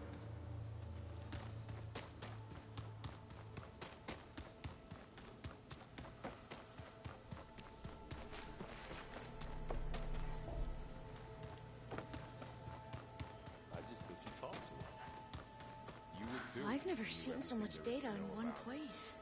Everything. She can also crank out a whole army of machines to kick your sorry behind once she's fixed. I guess I just better stay on her good side.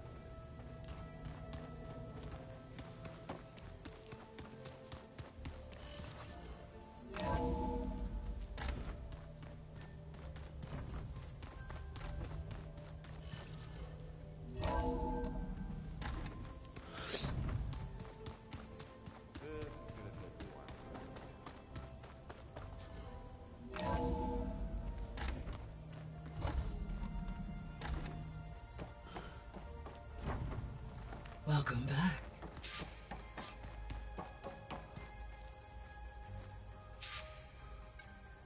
There we go. More data for the dome.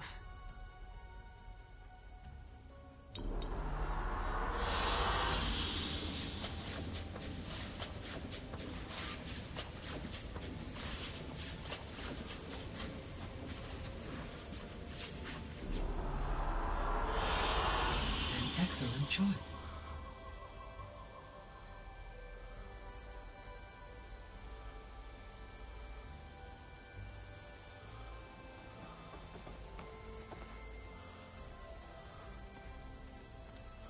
Aloy, I know your experience in Thebes was unsettling, but we have a new problem.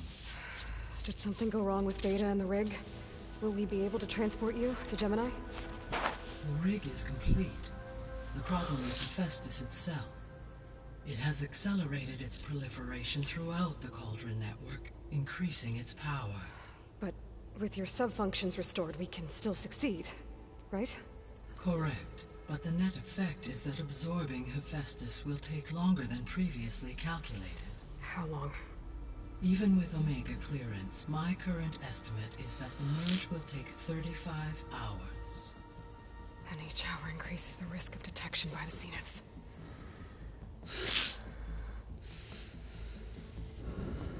Two cores.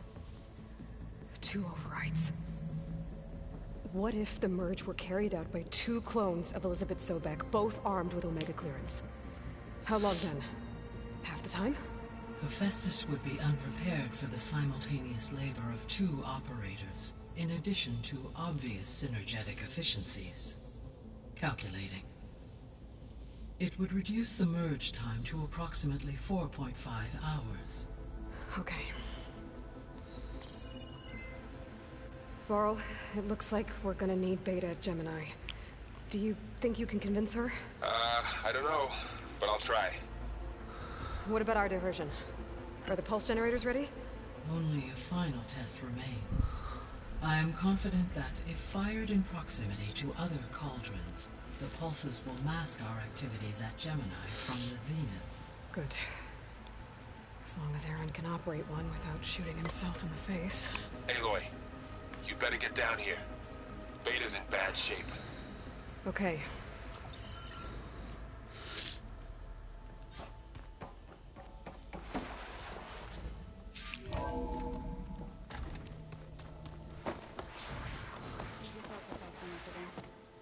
It's fine.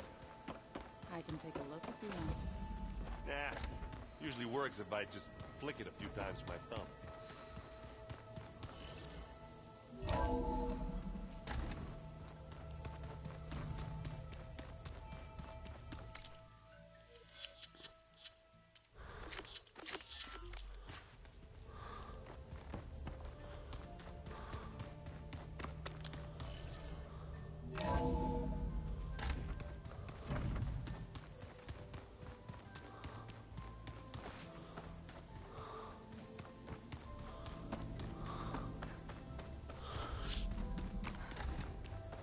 Aloy.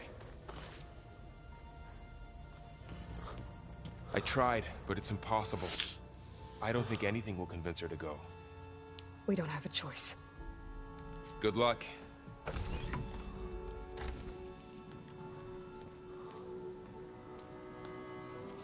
Beta, you have to come with us. It's the only way. It's one mission. The most important one. We need you. Tell me why you won't go. What if they take me back? Alone, in a cell again. Their slave. Forever.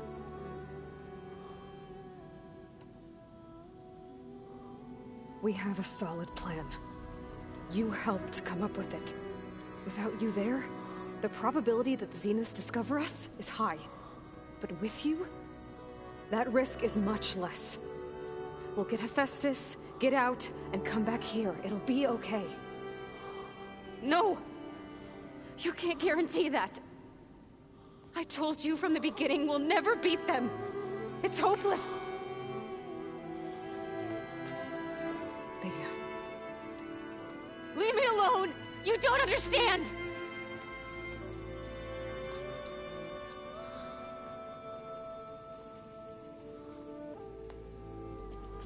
You're right. I don't understand. We have the same genes, the same mind, the same heart. So why can't you find the strength to do what has to be done? Like Elizabeth would. Don't you, Elizabeth, I'm missing. I don't know what you have that I don't. I look through all the data from your focus. You were raised as an outcast, shunned, and isolated just like me, so what's the difference? What's my defect?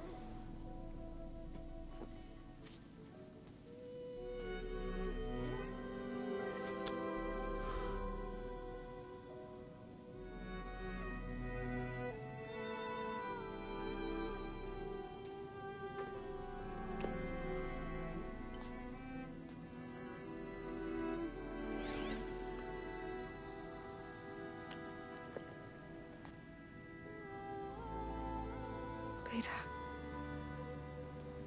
you don't have a defect.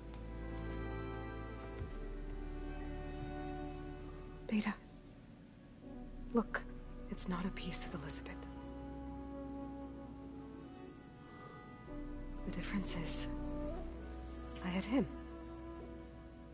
Frost. He raised you, trained you, but he was never warm or loving. The day he died, the day he gave you that charm, he was going to abandon you. He wanted me to embrace the tribe. But then he gave his life for mine. He loved me in his own way. And that was enough. What did it feel like?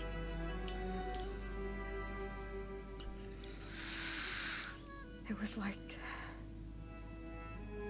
having the strength that was always there. It's still there. Even now I hear him in my head when things get bad. But it looks impossible. Look deeper. And then fight like you can win.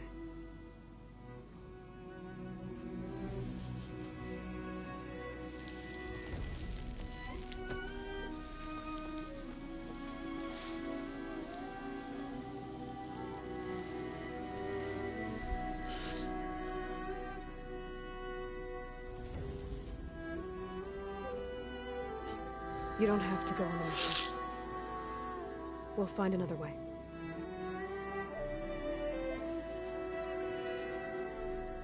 I'll go.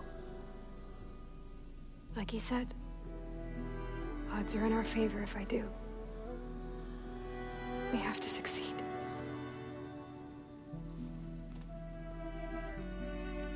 But you have to promise me one thing. Yes, of course. If it goes bad, if the Zeniths find us, I don't want to be their slave again. Do you understand? Okay. Promise?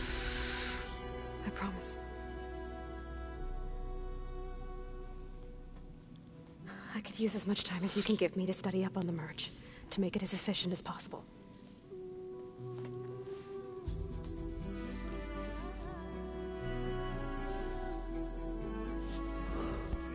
I'll be ready when you are. I swear.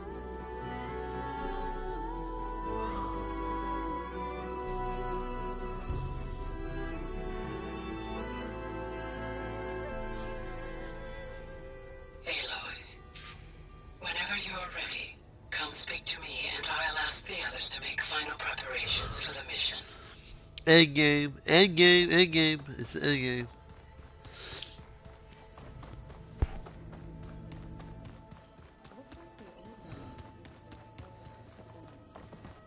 All kinds of messages back in the day. All over the world, too. Anytime they want it. I hope I'm not interrupting. Not at all. I was just studying the pulse generator schematics. The ones Gaia and Beta built. The craftsmanship is remarkable. Is everything all right? It sounded like there was an issue with Beta and the mission. Not anymore. We just needed to talk some things through. To understand one another is to embrace truth. Oh, and if you have a moment, there's something I could use your help with. Have you spoken with Zoe at all? A little bit, but I did hear her singing with Varl not too long ago. I don't think they noticed. Zoe seemed so free when she did it. Like every emotion she had was taking flight in song. And she looked happier because of it. I felt so dull and nervous in comparison. You should ask Zoe to teach you sometime. About Utaru music. Maybe. If you need anything before heading out to the cauldrons. You have nothing to worry about.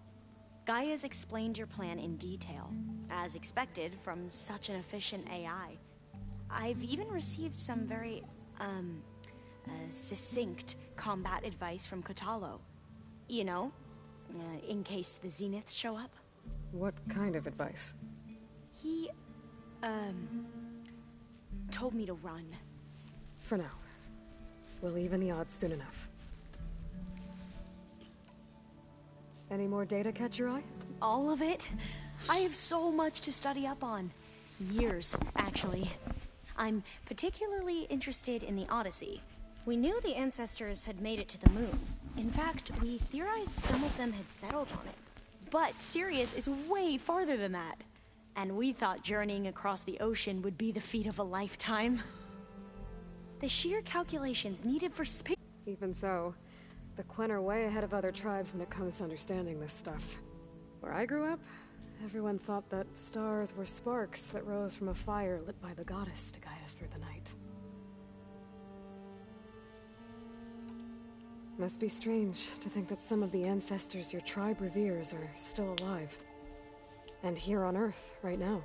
Yeah, it is. Part of me is curious to know who else besides Eric Visser might be among them. Maybe Nikita Arand? We call her the Spark. The legacy tells us she brought unlimited energy to the Old Ones. Or Sung Jiao, whom we call the Healer. It is said she found new ways to extend the ancestors' lifespans. But my curiosity fades when I think of how different our view of Visser was compared to the reality that you experienced. Hey, Zach. Perhaps it is better not to know.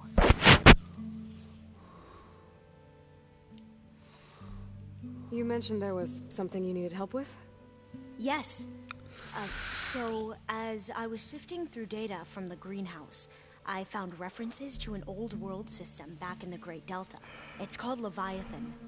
My people discovered it decades ago. A sprawling network of river gates and a labyrinth of underground tunnels. The legacy revealed that the Old Ones used it to control flooding. But we've never gotten it to work. The whole thing is shut down. But the data from the greenhouse mentions the research facility where Leviathan was created. It's in San Francisco. Another Pharaoh facility? No. Leviathan was a project by Eileen Sasaki, another ancestor. So the legacy tells us, anyway, if we can acquire that data, we might be able to fix the system back in the Great Delta. Every year, my sister gets terrified when the long rains begin. With Leviathan, maybe she won't have to be. Okay. So, where in San Francisco is this facility? That's the thing. The data doesn't say where, exactly. But one of our diviners has been exploring the ruins. He might know. Would you come with me?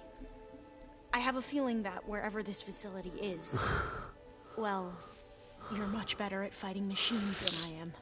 Of course. I'll let you know when I'm in landfall. Thank you, Aloy. I should go. Make sure you talk to Gaia if you have any questions about the pulse generators. May your path lead to truth. Weird.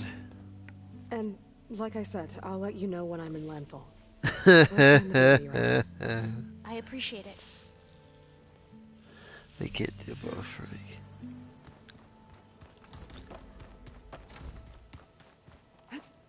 I really cannot do both. Plugging in that power cell downstairs must have turned on these holograms.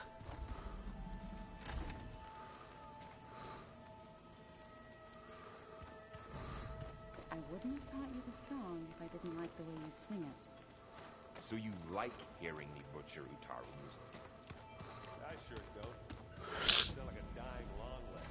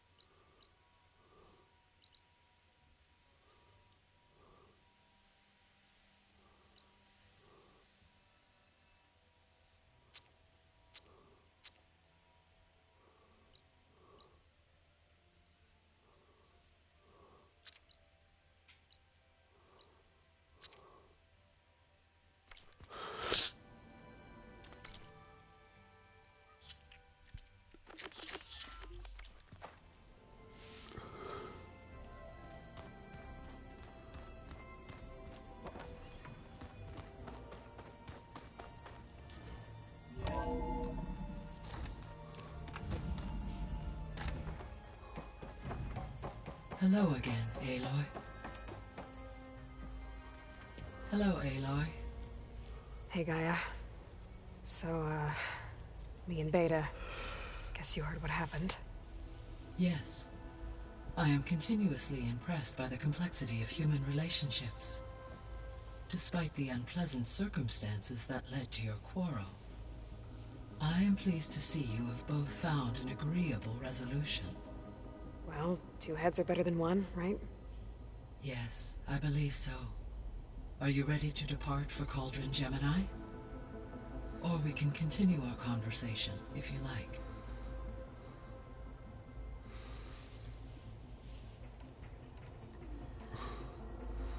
So, about Beta. I never really saw the difference between us, until now. She's been through so much. Completely alone. You have both endured many hardships. Different in almost every respect, yet equally remarkable. I like to think of you as two miracles, born of Elizabeth Sobek. 3, then. Let's not forget about you, Gaia.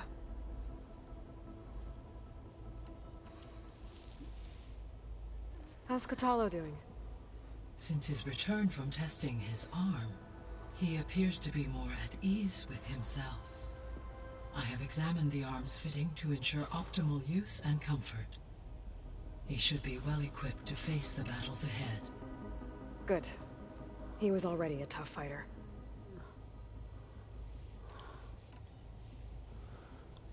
How are things around here? Zoe continues to monitor the status of her land gods. The receivers appear to be functioning properly. As a result, Plainsong should see a gradual increase in viable crop production. Good. It'll keep them from starving. At least until we fix the biosphere.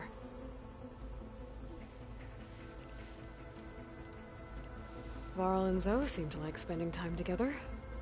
Indeed. While studying old world data, Zoe discovered references to a dietary lifestyle known as vegetarianism. She appreciated the similarities with Utaru practices and encouraged Varl to try out this lifestyle. And how did that go? I believe they have agreed to disagree.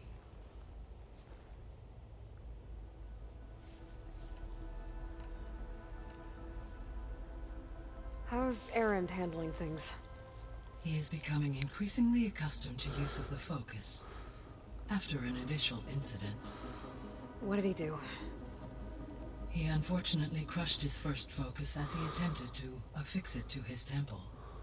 Amongst a number of Oseram curses, I believe he also blamed the focus for being dainty. He has given repeated assurances that it will not happen again. Well, good thing we have a lot of extras, I guess.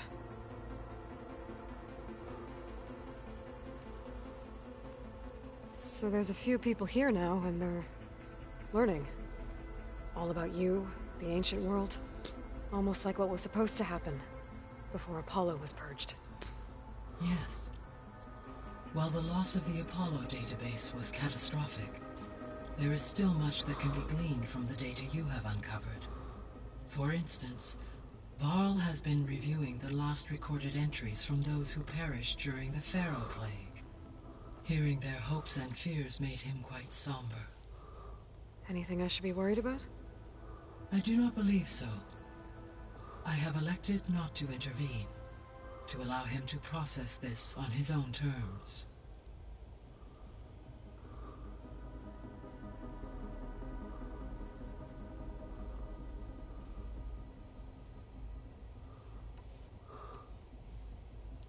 All this data I've picked up in ancient bunkers and ruins. I guess I never really thought that other people would be looking at it. Based on my observations, your companions engage quite frequently with this material. Erend has asked on numerous occasions about birthday parties. He appears perplexed by the tradition of serving a sweet confection, as it conflicts with the Oseram tradition of serving sparkling stout ale. He also suggested we host a party for you, as a surprise. Yeah, no thanks. That is what I predicted.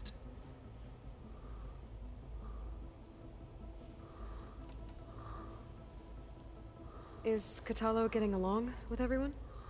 Yes, though he prefers to spend most of the time alone. He appears to be collating data on war machine progression and significant battles during the Pharaoh Plague, to aid in the creation of a war map of Operation Enduring Victory. I believe he aims to study the tactics of old world warfare. I'd be interested in seeing that. It appears to be a private pastime for him. He has repeatedly declined my offers to assist his research.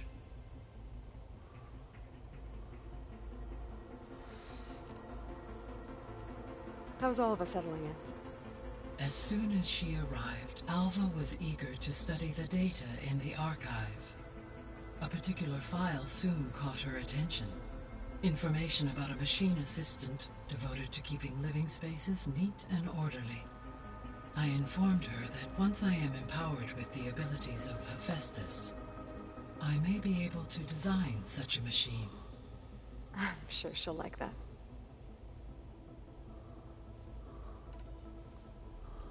When I set out to find a way to bring you back, I never thought we'd be here, like this. Among friends. They have all come a long way with their improvised educations. Varl has suggested that one day we might extend this model to more tribal inhabitants, once the biosphere has been stabilized. Yeah, that's not such a bad idea. As long as you're the one running the lessons.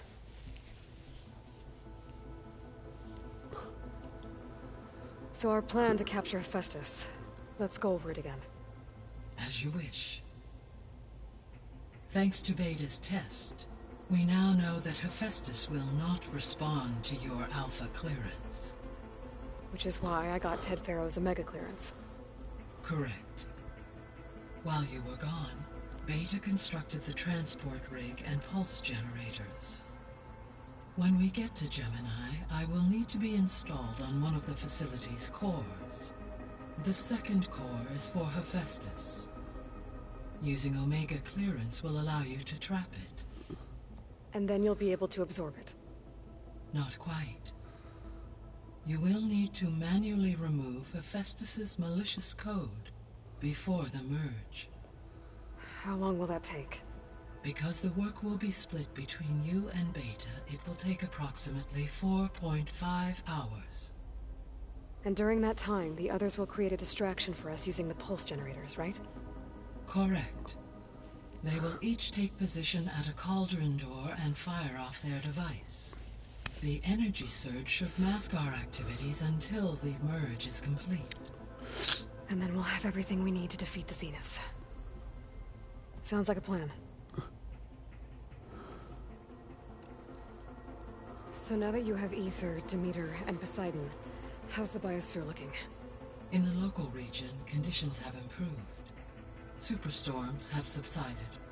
Water sources have been purified, and soil conditions remediated. These improvements will stave off environmental collapse for a few additional months. Well, with luck, soon you'll have Hephaestus. Then you'll be able to fix the biosphere for good, right? Correct. I will be able to design and produce robotic agents to permanently reverse the environmental damage that has accumulated.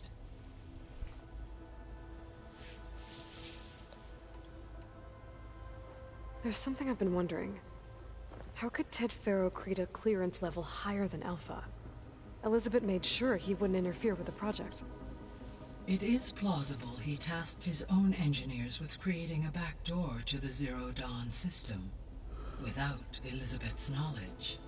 My predecessor did not even know of its existence until he activated it to purge the Apollo database.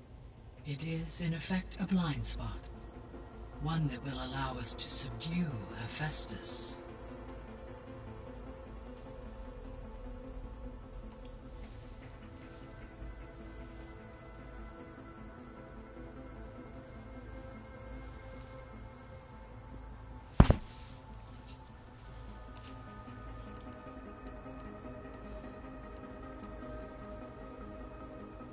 Beta believes the Zeniths want to use the terraforming system to wipe out life on Earth. Start over, so they can build it how they want.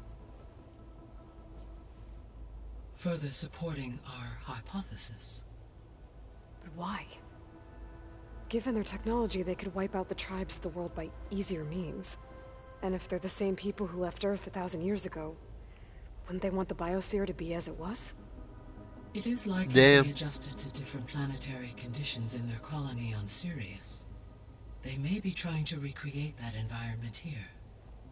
Turning Earth into a new Sirius. See. Their own personal playground.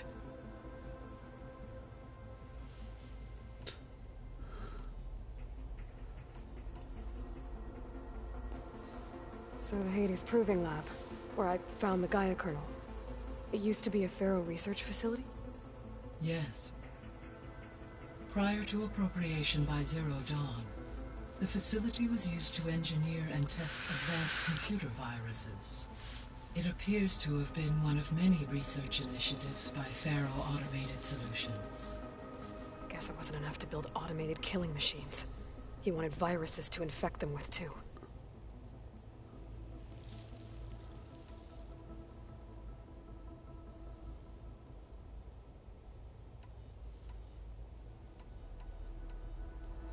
So this facility, the Regional Control Center, it was meant to oversee the terraforming system? For the local region, yes. Had humans received their education from the Apollo database, they would have then been guided here to assume operation. As that never happened, this place remained vacant. Until Minerva decided to settle here. So I guess this room was meant to keep an eye on conditions outside? Yes. From here, the facility's operators would have been able to observe weather and machine activity in real time. It may be possible to restore more of this room's functionality should you find and reconnect additional camera feeds. I'll keep a lookout. I'm tired of being done. I want to buy some textbooks and start reading them. And encyclopedias. I found some data in one of the rooms you unlocked. It mentioned that there are still functional seed banks beneath this facility. Why is it there?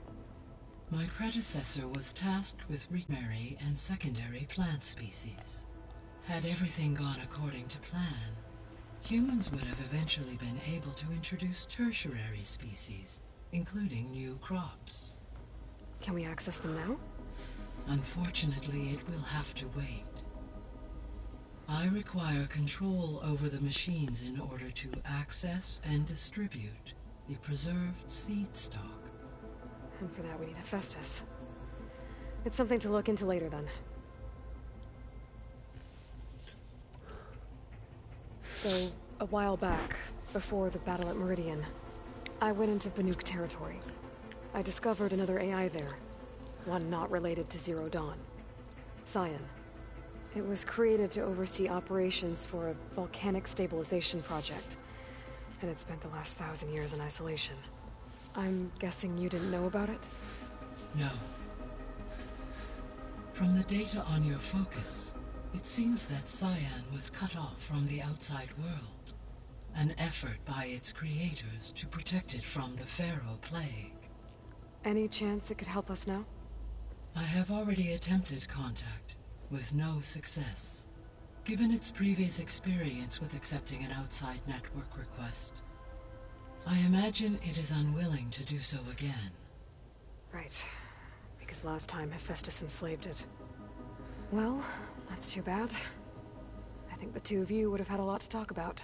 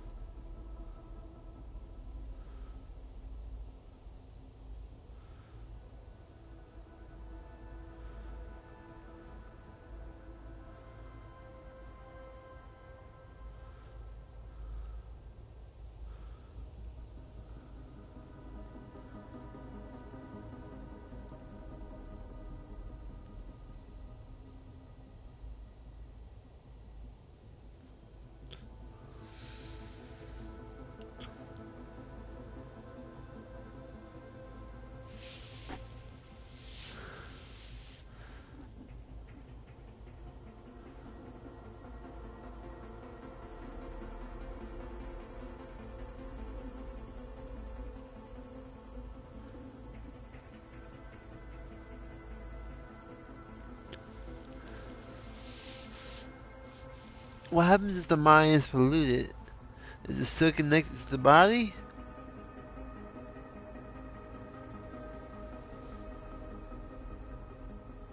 Is something outside the body polluted? Is it devils that pollute the mind?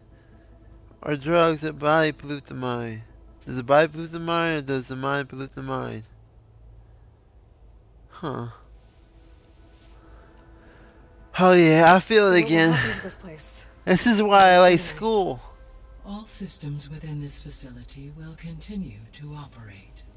As Minerva will no longer be masking this location, the facility will be exposed to detection. Though without my presence, it is unlikely to attract attention. Let's hope so.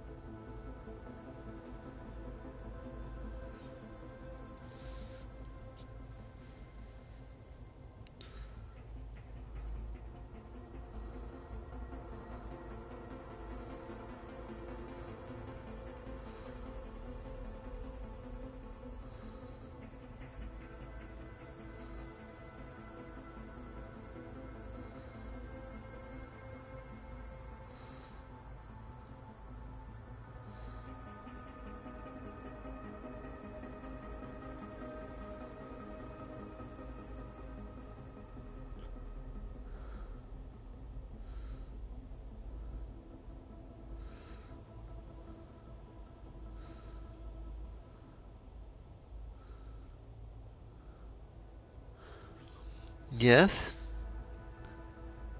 Yes. Yes. Yes. Yes. Yes.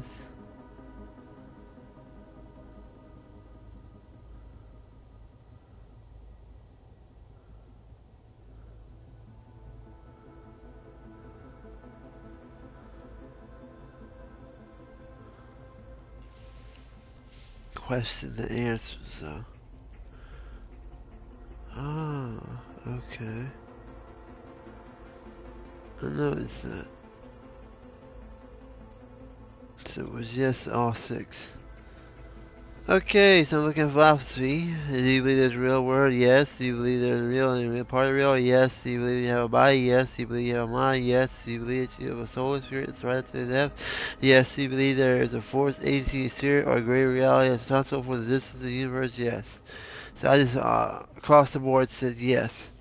And my dictionary, textbook There was an ancient tank embedded in the bulwark. Tell me to say yes. Buried under a bunch of boulders. Take those questions. Any idea how it got there?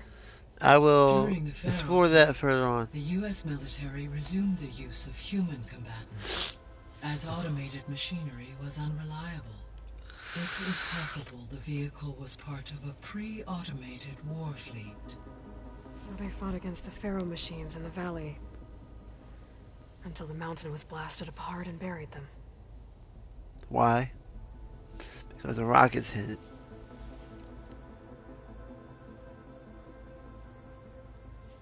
So the facility where I recovered Demeter used to be a Pharaoh agricultural research facility. It's where they created the biomass conversion system, but also adamantine wreath. Did Elizabeth know they were working on that? It is likely she was briefed on other efforts to combat the machine swarm, though her focus was devoted only to Zero Dawn. Why? Makes sense. Because she wanted to do something.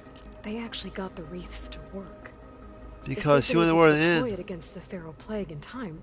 She wanted the world to end. Using the data you recovered on the project, I ran several simulations and have concluded that it would never have worked. In all scenarios, the Pharaoh war machines would eventually hack and deactivate the wreaths before they could contain the swarm. So Zero Dawn really was the only solution.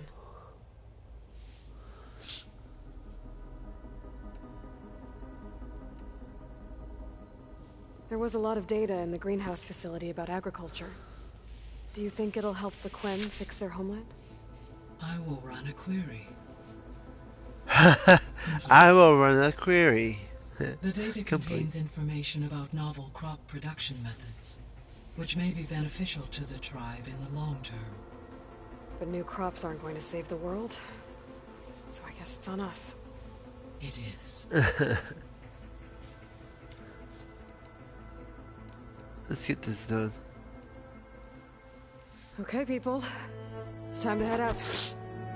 I'll get everyone together.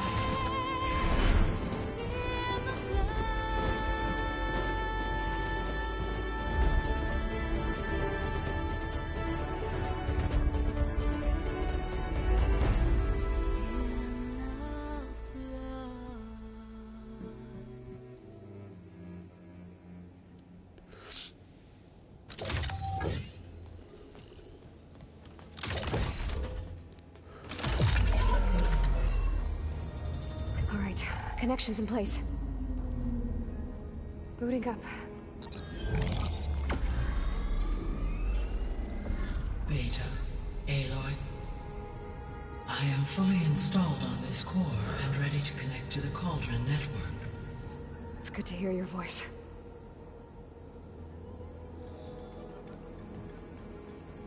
Erend, everyone. Fire your pulses and sound off. I'm at my cauldron. This thingy, it's blinking. Did I do it right? In position at my cauldron. My pulse generator is blinking also. That means they're working. Radio silence until I give the all clear. Signing off.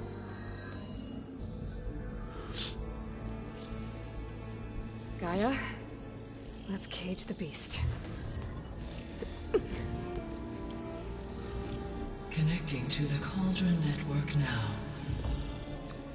Elizabeth Sobek, Alpha Prime, activating Omega clearance.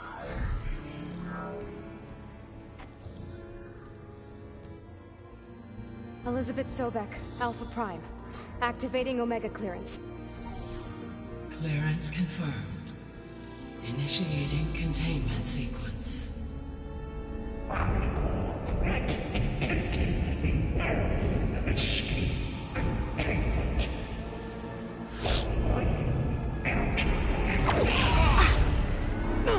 Lock it down! Terminating external connections. It's working. It's got nowhere to go.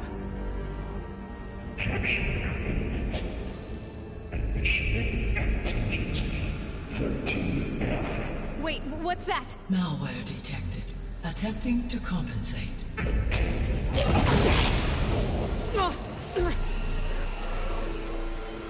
It's cracked. Look!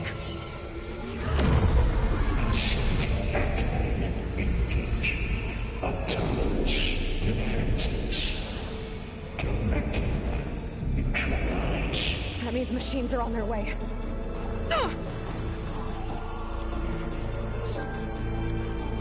Get ready. Here they come.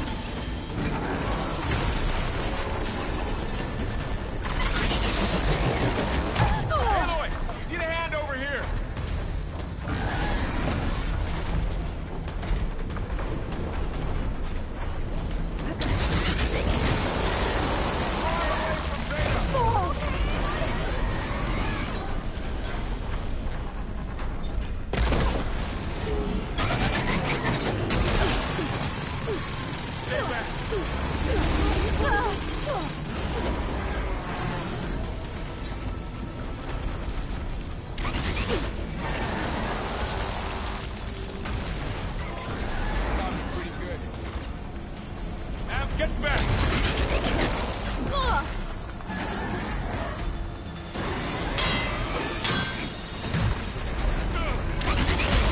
Over here, you!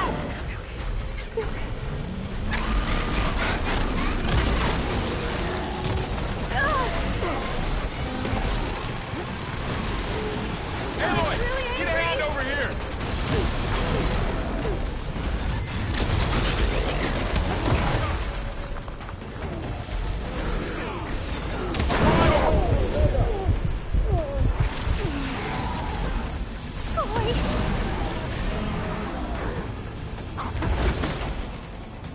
Stay back!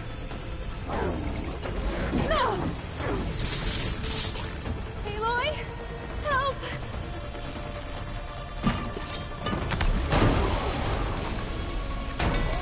Get back!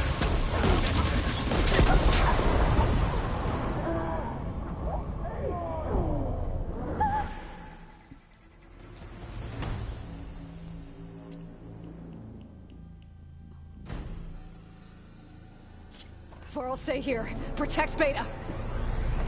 Got it. Be careful.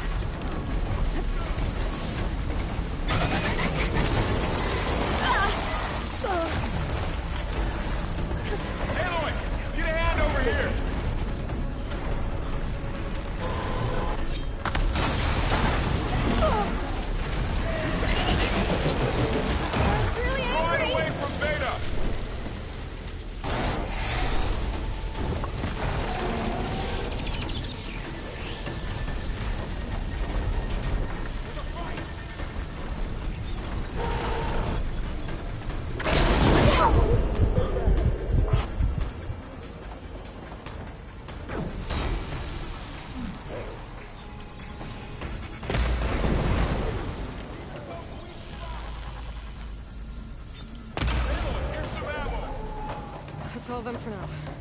You two okay? Still breathing. Aloy, Hephaestus can't escape, but it must have fled. Deeper into the facility. I'll drive it back here. I'll get the cracked...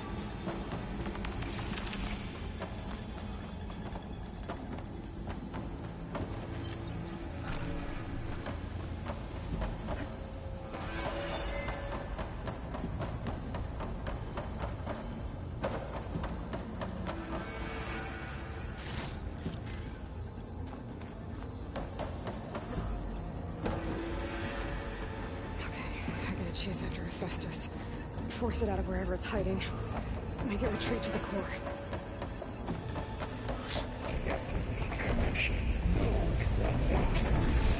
No, you don't, Hephaestus!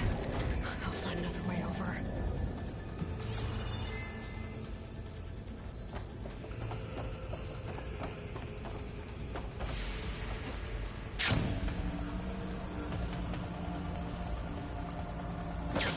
Aloy, I'm patched into your focus feed. You should know there's a huge power draw coming from the next chamber. Thanks for the heads up. I'm almost there.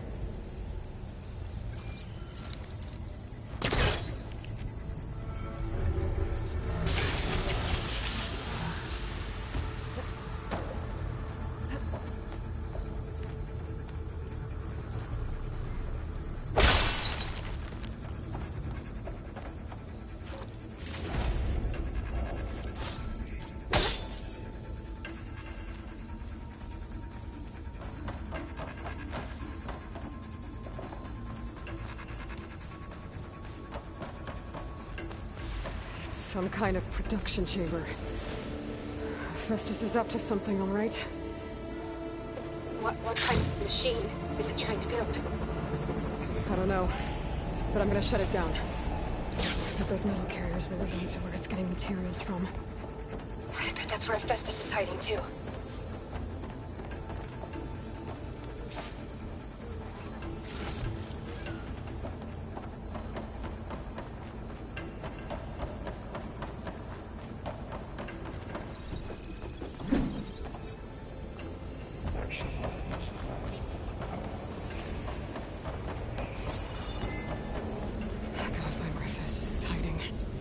Looks like there are a couple of ways I could go.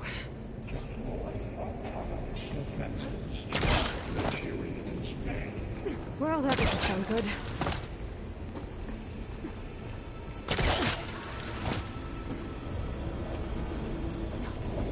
Machines are making a beeline for another chamber. I better follow them.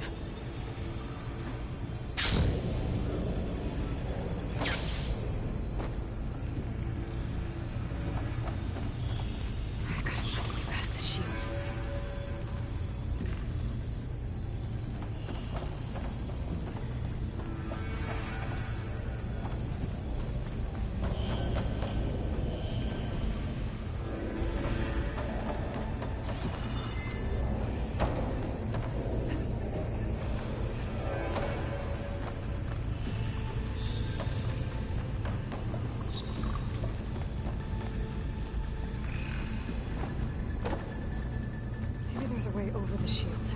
I might be able to catch a ride on the rail. Go over the shield.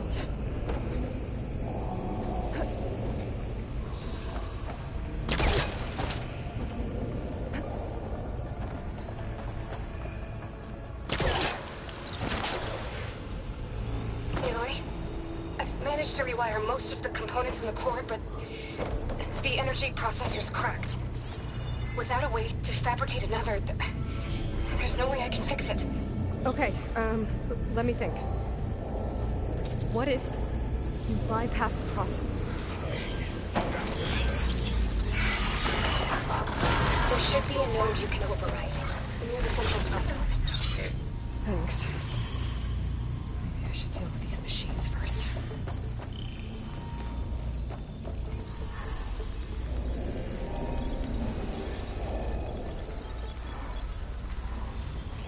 Frost would do a lot of damage.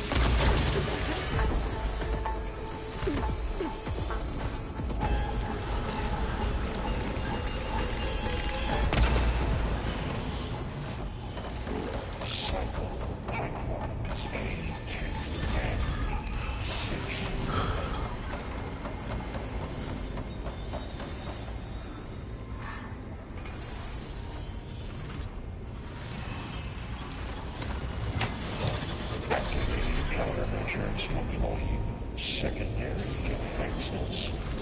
Intruder, your coming is anti-age and virtuous cycle.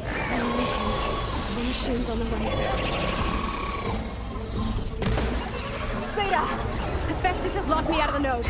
Any ideas? I'll see what I can do.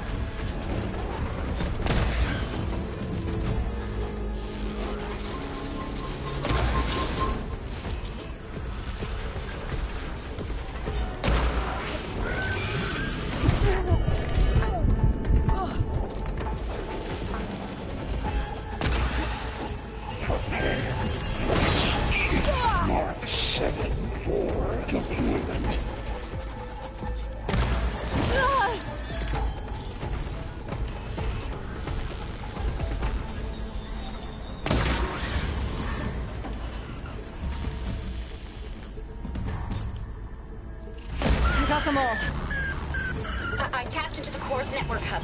I managed to disrupt Hephaestus' control of the node. You should be able to override it now. Nice. Thanks.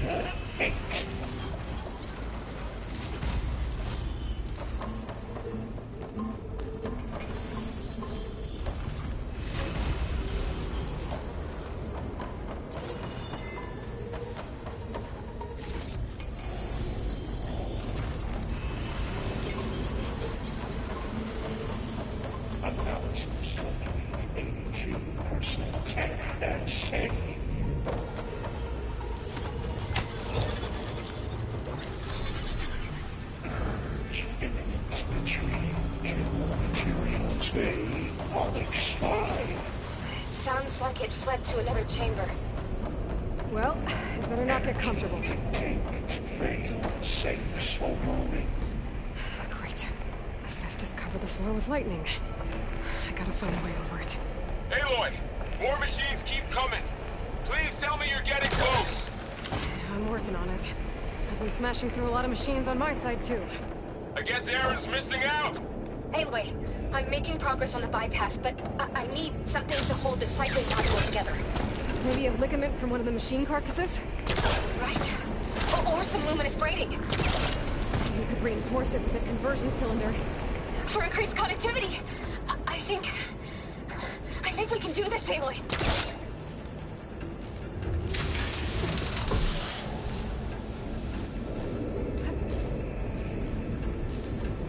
I should be able to catch a ride on one of those metal carriers.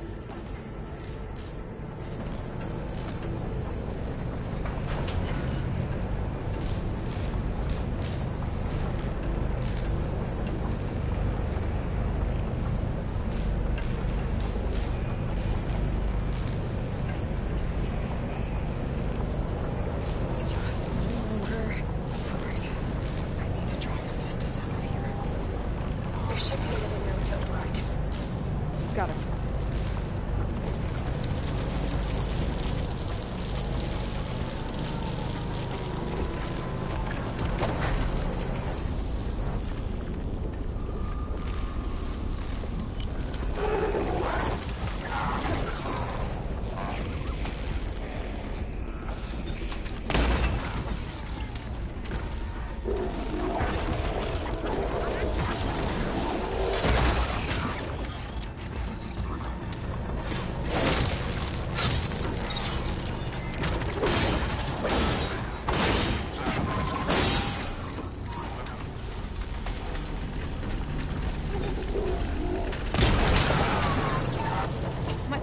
Jammed.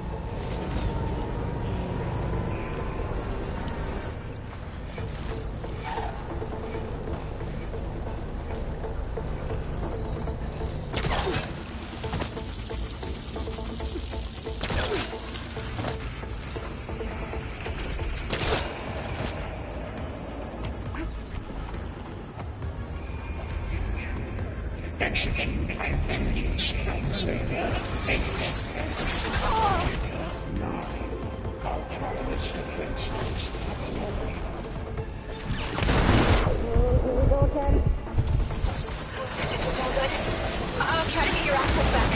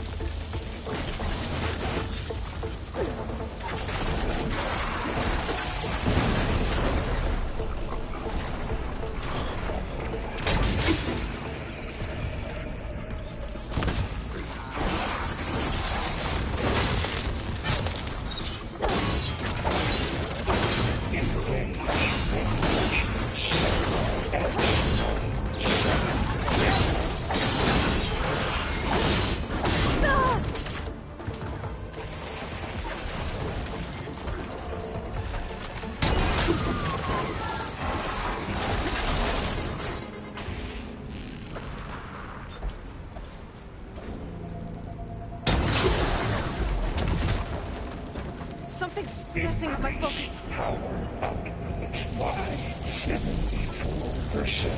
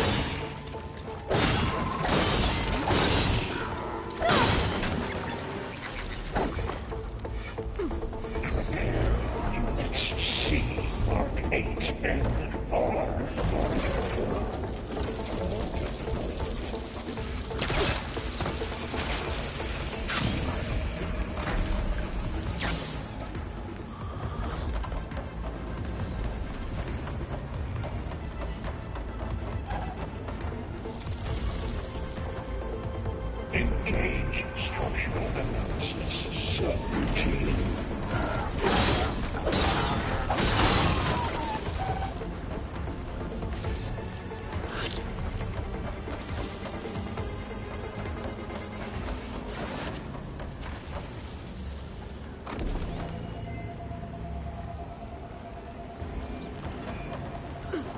Increase incendiary mood by 4%.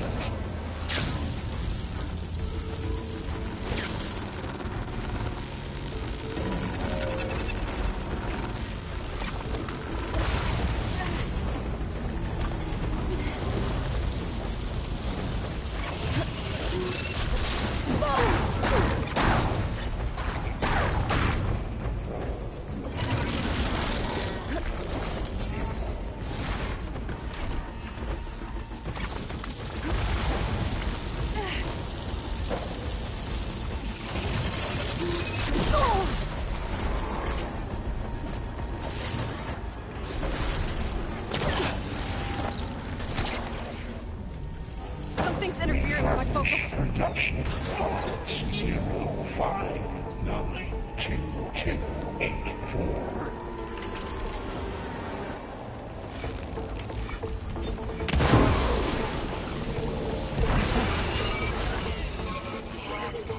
There. Node access restored. Now you can operate it. Work?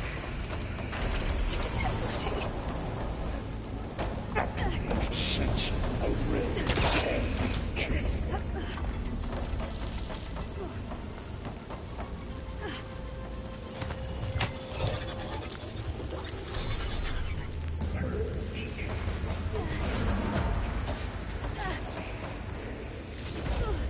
Okay. This is running out of places to hide. Aloy? I just registered a huge energy surge back in the production chamber. Something big is happening. Here too. Everything's glowing. The machine Hephaestus was building. It must have finished it. Oh, it's powerful, whatever it is. I'm almost done with the core repairs. Should we come to you? Maybe I could distract the machine if... No, Beta. Just stay where you are, okay? Handling the machine's my job.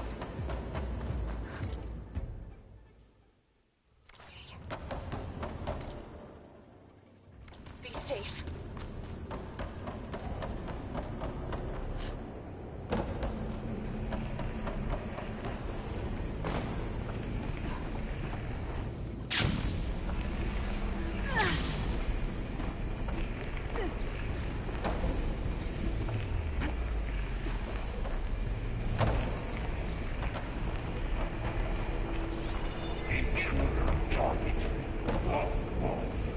Capture, repair, Cauldron Tower, infiltrate Cauldron.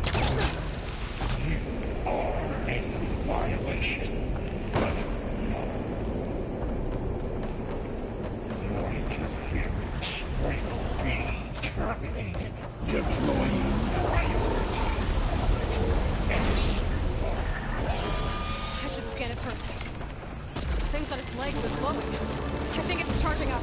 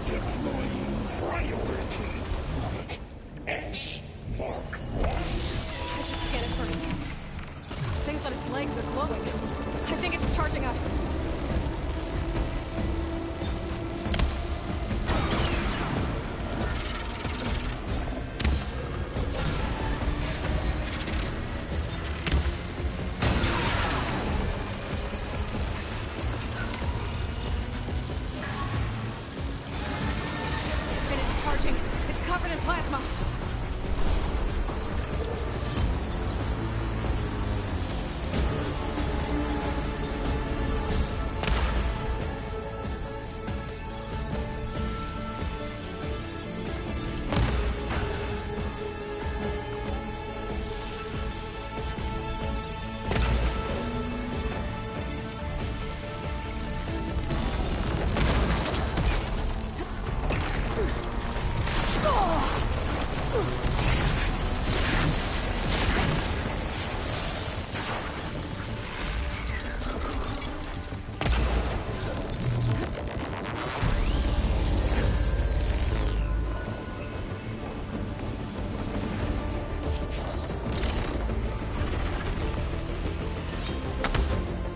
I'll be right back.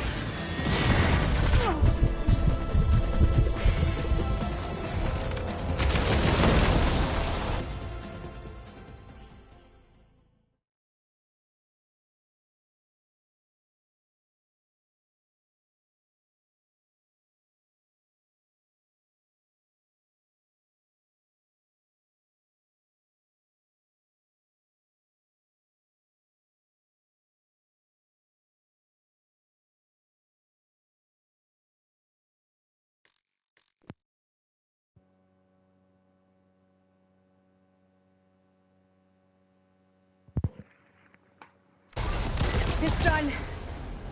You did it! There should be one more note to override. Good. Stand by. I'm sending Hephaestus back to you. Alright, I'm surprised they didn't beat this boss like that.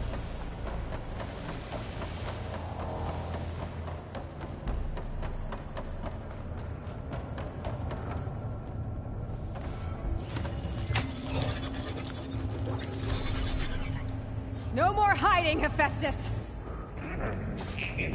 Retreat to facility core. Got it! Hephaestus is back in the core! Make sure it stays there. I'm heading back. Then we can start the merge. Because of you, Beta. I'm glad you came along. And you, Varl. We couldn't have done any of this without you. Right back at you, Aloy. How do you get up there?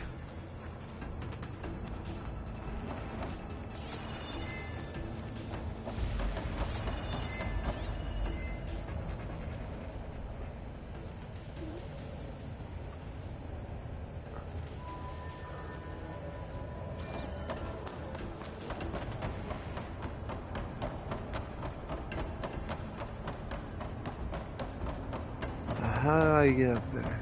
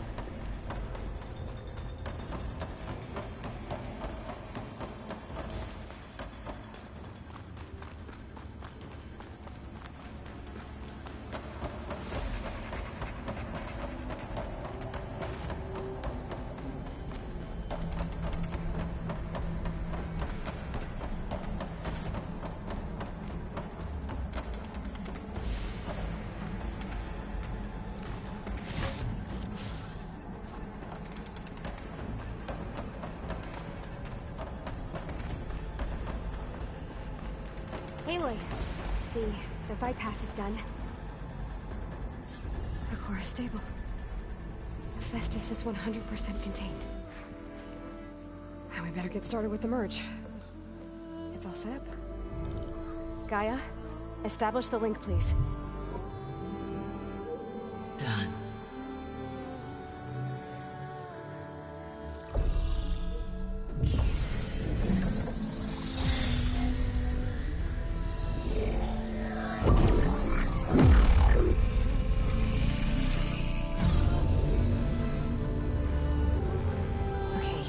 To complete the merge, we need to excise Hephaestus' malicious code. Carefully.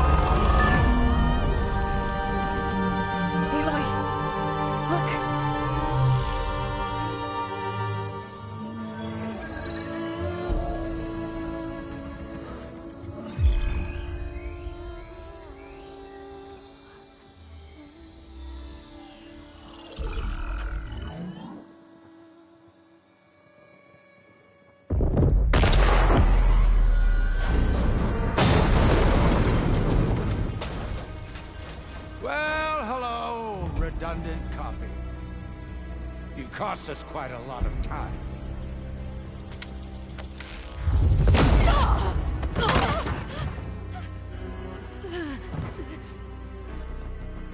Eric, get Beta. And squash that bug while you're at it.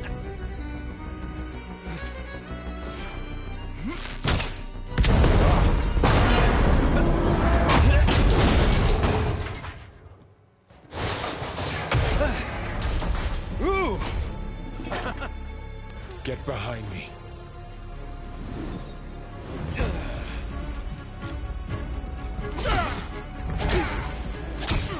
Come on! Quit screwing around. Now we're having fun, right?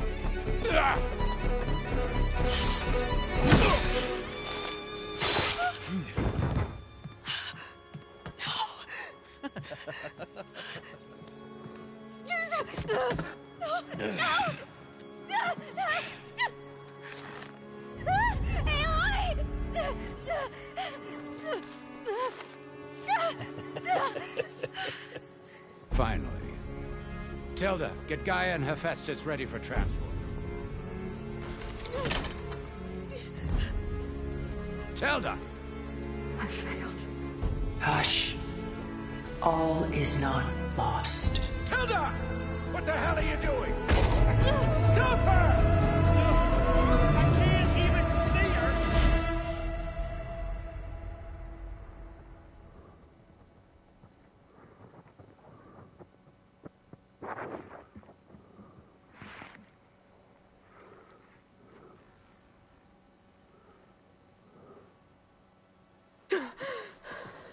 Beta.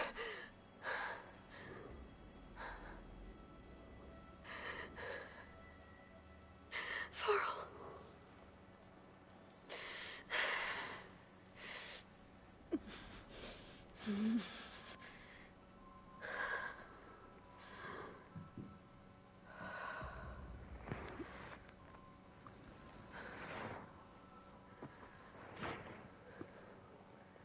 Where am I? Ah, you're awake. You took quite a hit when Gerard attacked you. I imagine you must still be in a... The others can't detect us here. You mean the other Zeniths? You must be Tilda. I wasn't sure if Beta would have told you about me. Where is she? Alive. And while she isn't where she wants to be, not in urgent danger. We must discuss how to get her back, of course, after you've shaken off the cobwebs. When you're ready, take the stairs down the hall and come see me. In the meantime, I'll make breakfast. Breakfast. Okay.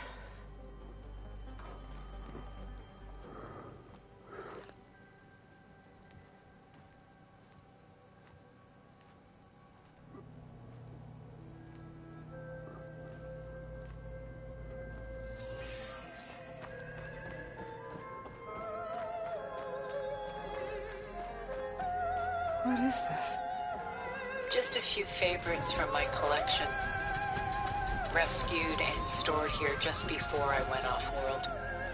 Take a look, if you like. I'm curious to hear your impressions. My friend is dead. Beta and Gaia are gone, and you want me to look at old paintings? Don't be so quick to dismiss the comfort we can find in art. Or the insight we might gain. My favorite pairing on the left is Woman Reading a Letter by Vermeer, a true master. And on the right is a forgery, Woman Reading Music, which fooled experts into believing it was a priceless original. Early in my career, I became fascinated with such deceptions. Eventually, I developed scanning software that could detect fakes with unparalleled accuracy. Is that how you made enough money to buy your way onto the Odyssey? Oh no. I made my real fortune later.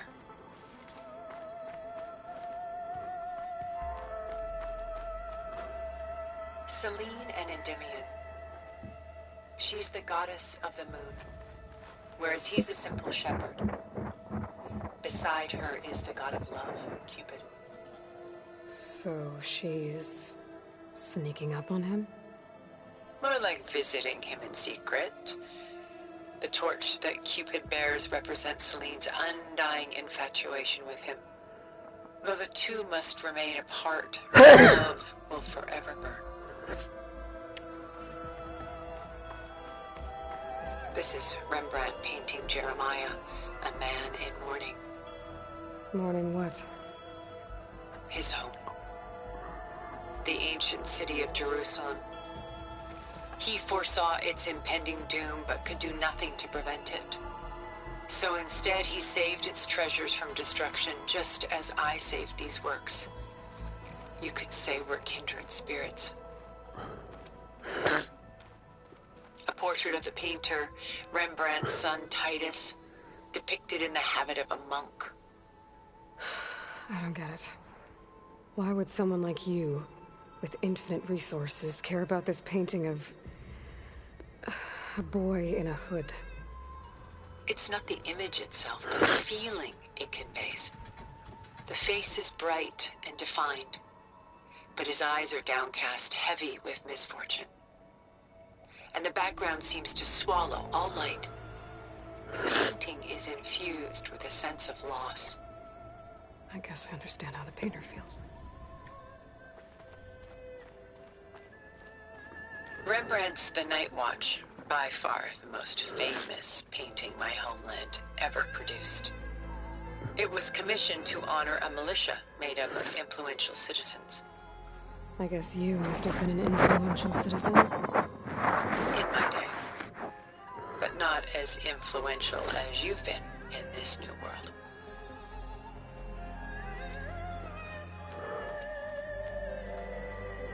The Gust. By Willem van de Velde, the most famous of his many maritime paintings. A ship crossing into the unknown. I guess you're familiar with that. Indeed, which is why I appreciate this composition in particular. Though waves and wind threaten to destroy the ship, it perseveres, clinging to the light even as darkness closes in all around it.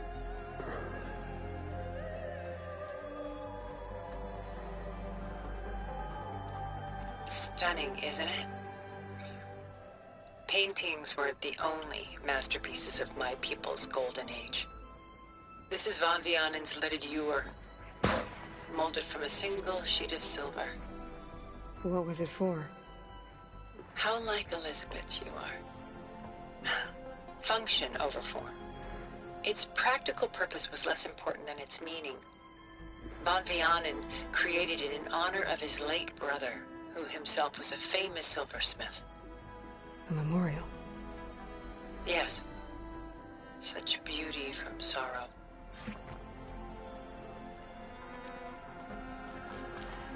She's pulling out her own hair. Out of madness, out of grief. It's hard to watch her suffer.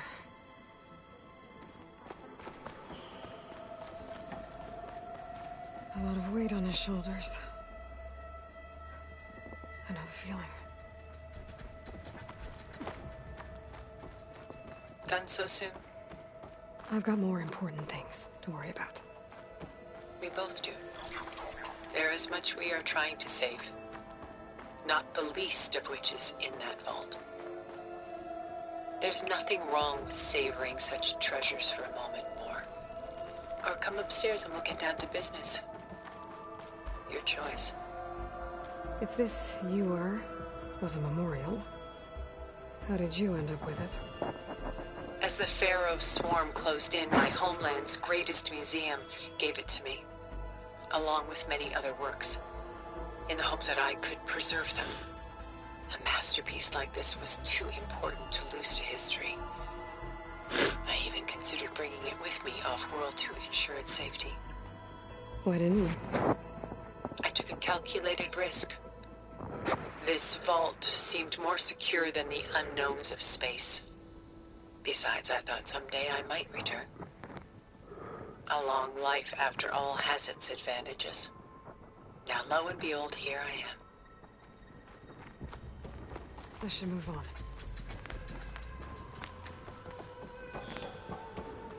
Where is the ship going? To a faraway land, most likely. My ancestors used ships like these to explore the world, sometimes at great cost. What were they looking for? Anything of value. They were traders willing to face unknown dangers to make their fortunes. But no matter how far they went, they always turned their sails home. So this Von de Velde only painted ships? It was his specialty. Following in the footsteps of his father, Willem the Elder. The two had quite a journey of their own, taking them all the way to the court of a foreign kingdom. Did they ever come home?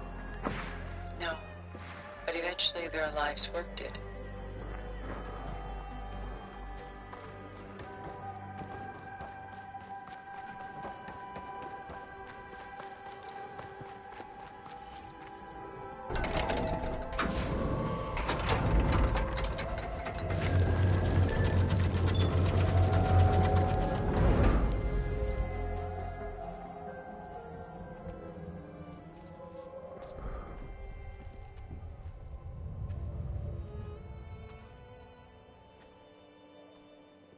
There you are. Feeling better? How did you find us? At the cauldron? And what did you do to everyone before I passed out? All business, I see.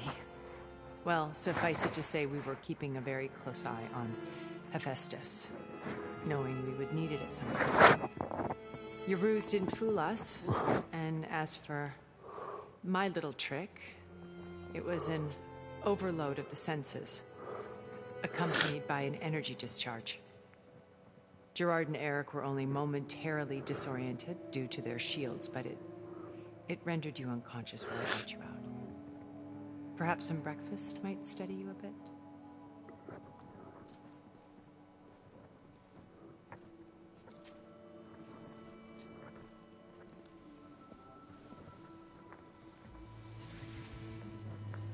This was your house.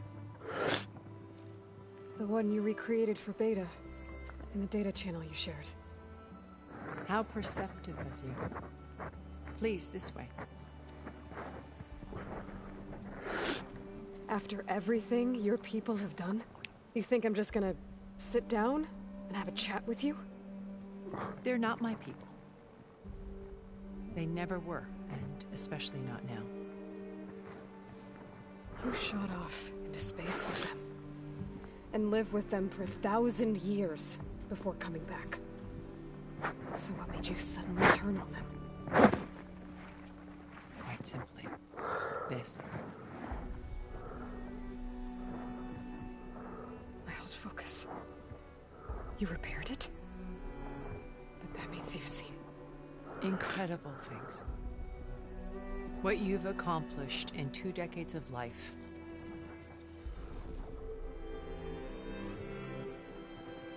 A 1,000 years at my back and I haven't even come close.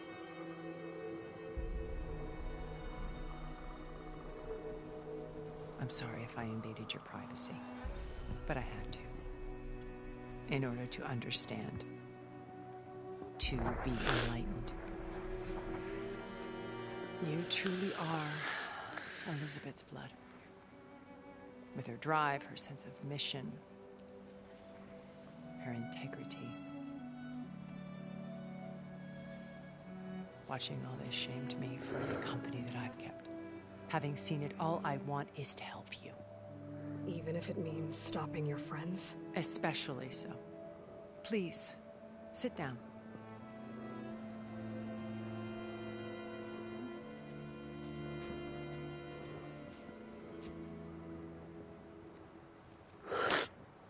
There. That's better. Now, we must recover Beta and Gaia at all costs. By now, you must know that Gerard intends to use Gaia to reboot the Earth's biosphere. Remaking this world to specifications that would only suit us immortals. This process will kill every living thing on the planet. He calls it a clean install. Not if I stop him first. Not if we do.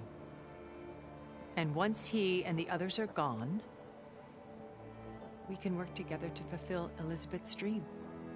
I'm sure Beta told you that there's a build of the Apollo database on board our ship. A complete collection of human knowledge.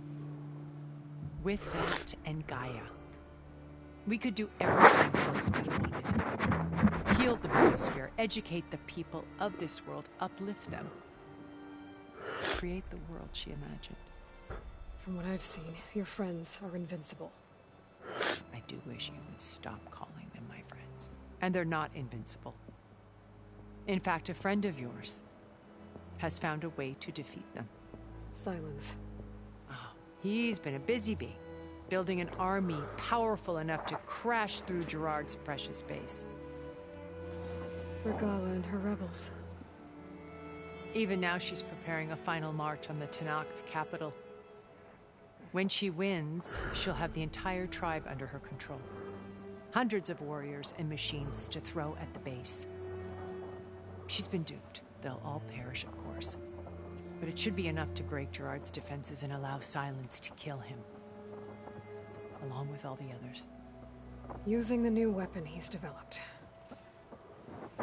Yes, he's found a way to circumvent our shields. Truly an exceptional man. He's planned for everything. Except you and me. You see, while his army is battering down Gerard's doors, you and I will sneak in through a back way. One that only I know about. While Silence and my friends are busy battling each other, we'll take back Beta and Gaia. I told you I want to help you. I mean it.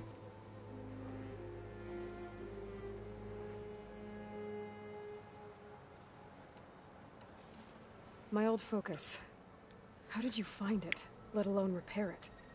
When we encountered you at the Hades Proving Lab, Gerard saw you as a redundancy. I knew better. You were a revelation. After your dramatic escape, bravo, by the way. Gerard and Eric assumed you were dead and gave up the hunt. I wasn't so sure. When the others were busy, I returned to the lab and searched for any trace of you. That's when I found this little treasure. Not easy to repair, but certainly worth the effort. As I watched your life unfold, you were like a splash of color on a worn canvas. What Liz was, and more. Did you show it to the others? Of course not. It was your actions that inspired me to defy them. It's worth noting that if I hadn't found it and watched its contents, I wouldn't have known to save you at the cauldron. You'd be dead. So I should be grateful. If you like.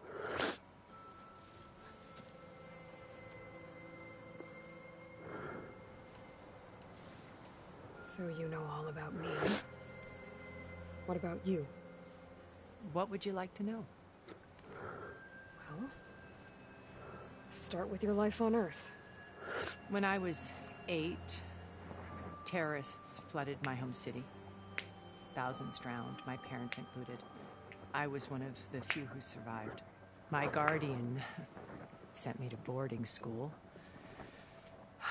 Among my peers, I was the strange girl, the orphan to be avoided. All because of circumstances beyond my control. Oh. So we're a lot alike, huh? Aren't we? You were an outcast. But you didn't let that stop you from getting what you needed. Neither did I. I climbed my way out of desolation and used my wits to build a fortune. First, from the technical analysis of art and the detection of forgeries. Profitable expertise in those days. But as it turned out, the software I developed was even more useful for counterintelligence.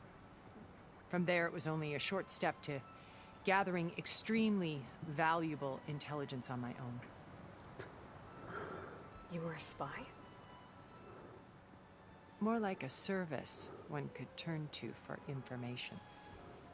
I had to remain anonymous, of course, to protect my privacy. But despite that anonymity, Far Zenith inevitably sought me out.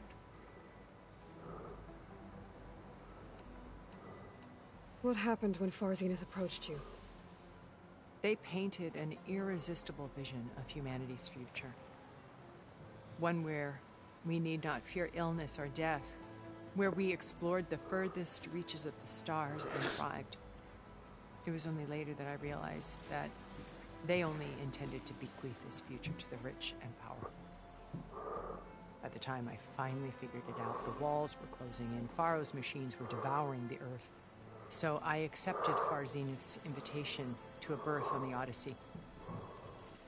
I wanted Liz to come, but she had nobler plans, as you well know.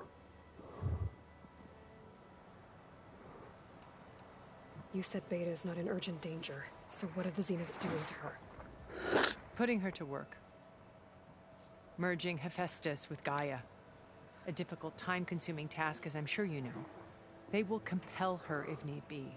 But her life is not in danger. She's the only one who can do it. Because you people made her to be nothing but a tool. Gerard's idea, not mine. They always viewed me with suspicion when I attempted any form of kindness towards her. That's why I created the data channel. A virtual place where we could speak in peace.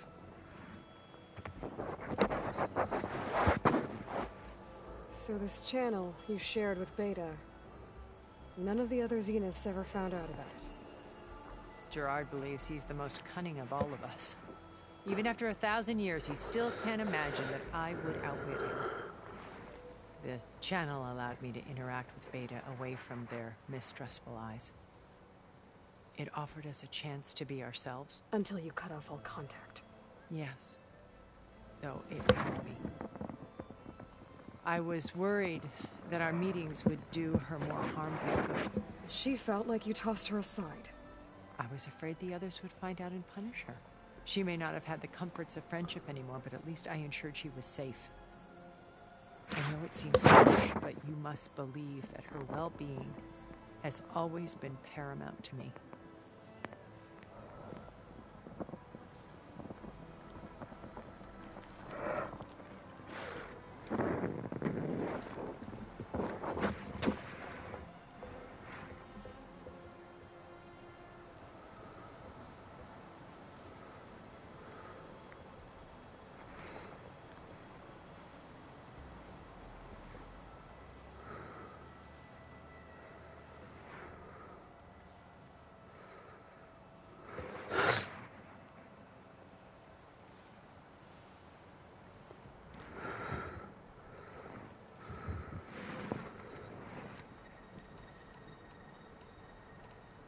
Beta told me your colony was destroyed. That you came back to Earth because you had nowhere else to go. It's true. After we reached our destination, a planet in the Sirius star system, we spent decades building a new home. The physical constraints of Earth, the boundaries of mortality, gone. To think of what we could have done with it. It might have been a utopia. Instead, we stagnated, absorbed in effortless comforts and virtual realities. It took a cataclysm to finally yank us out of our stupor. What happened? A massive geological event. We knew of instabilities in the planet core, but we underestimated them. By the time the collapse was upon us, it was too late to stop it. Only a few of us made it to the ship in time. We set course for Earth. The only safe harbor left to us. Which you decided to make unsafe for anyone else. Not me. Gerard. He believes it's better to wipe the canvas clean than work around the smudges. No more primitive tribes, no more combat machines, only a blank slate to do with as he pleases. But we will stop him. All we have to do is get into that base.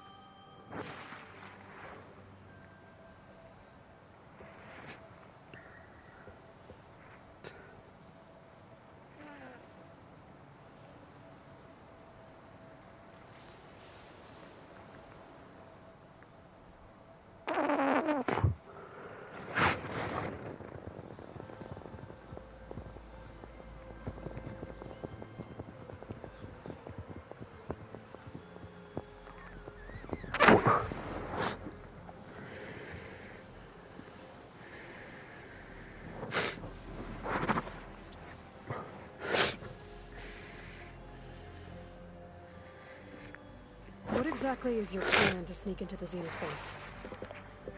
We will make use of a lesson I learned from an early age. always know your exits. In this case, a place where Gerard's new construction meets the ancient foundation. A passage that only I can access. When Silence flings his army at the base, we will enter through this back door, bypassing most of the fighting. The distraction will provide us with a window in which to rescue Beta and Gaia.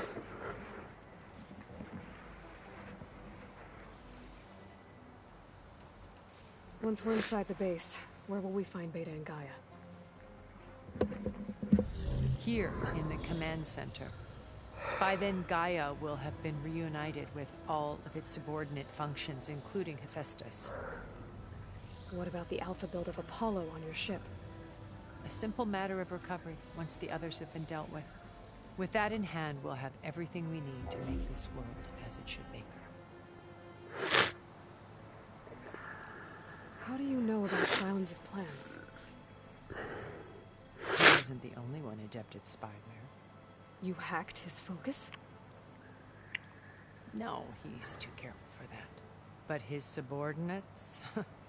Not so much.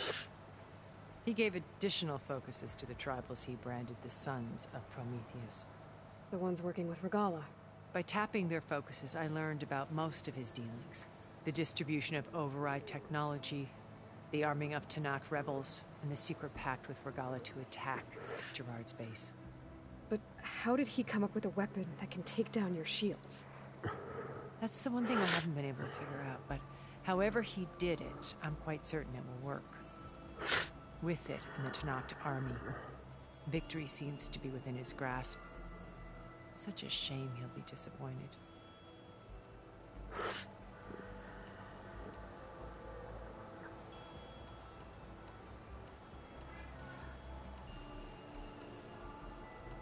Regalla's only interested in killing Hekarro and waging war on the Karja. What does she have to gain by attacking Zenith? It's the price she must pay for her war. Without the ability to override machines, her little rebellion would have languished in the desert. So she trades with the Sons of Prometheus. Change for an assault on the base. Pride has deluded her into thinking she can actually survive such a battle. And all without ever knowing who the Sons of Prometheus really answer to. Yet for all of Silence's brilliance, still he underestimates you.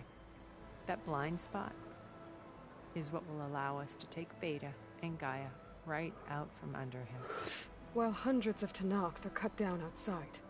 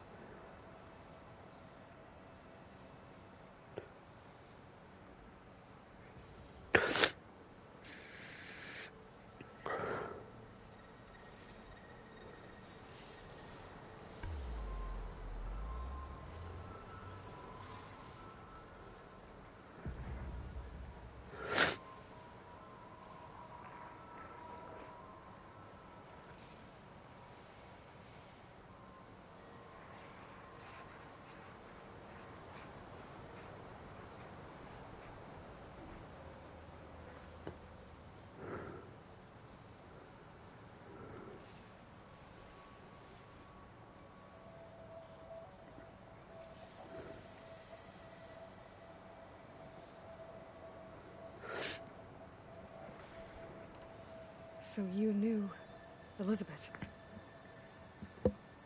What was she like? Liz was everything she was. I see in you. And more. Your ingenuity, your determination, your moral compass. You've managed to distill her greatest qualities and make them your own. I'm not asking about me. Tell me about Elizabeth. What was she really like? The honest answer is that I don't actually know.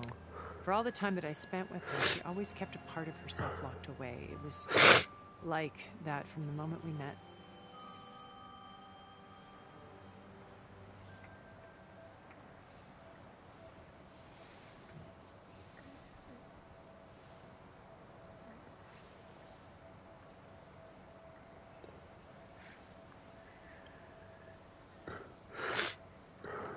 So when you met Elizabeth, she was what? Distant? Aloof? Not aloof. Not exactly. It was a summit in Paris about machine learning, a touchy subject in those days, because regulatory authorities were just starting to clamp down on AIs. Liz gave the keynote address. She had already achieved great renown for her work in automated environmental reclamation. But in her address, she was just starting to imagine the next step. An AI-driven system that wouldn't just act on its programming, but actually take responsibility for its sphere of influence. To care about life. Not just follow orders. Revolutionary stuff. I was fascinated. And I wanted to meet her for a long time. I watched her after her talk. She had spoken with such moral authority, such empathy. But after that, she retreated. I could tell she felt uncomfortable with all of her admirers. It was as if giving the talk had cost her something. I didn't want to be a pest, so I planned my approach carefully.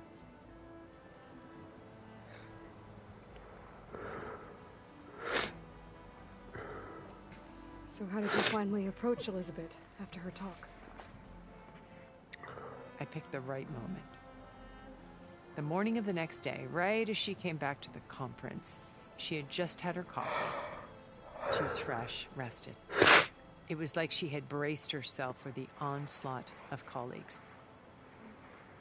I asked if I could walk with her, then put forth a question about her talk that I thought was intelligent. Her answer made me realize it wasn't, but she was very welcoming. Almost as if we were previously acquainted. It was only halfway through the conversation that I realized she knew exactly who I was. It was quite a shock to me. My business was trafficking in secrets, and I took great pains to protect my anonymity. So that was Liz, perpetually one step ahead. I came to view our meeting as a metaphor for our friendship. She always seemed to know me far better than I knew her. I guess I know the feeling.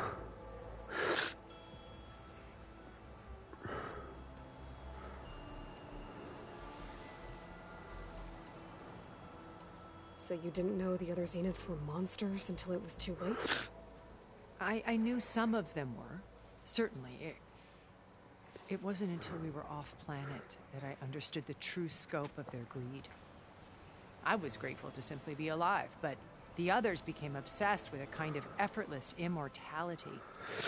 They built a colony where machines serviced their every need, where any memory or fantasy could be endlessly savored in virtual reality. It wasn't life. It was stultifying, a pampered dream state. As the decades passed, I withdrew more and more, alone yet again, but this time with eons to consider my mistakes. Now finally, having met you, I feel like I have a second chance. To do what? Help you, of course. To fulfill Liz's dream, which isn't so different from Far Zenith's original vision. A better future for humanity.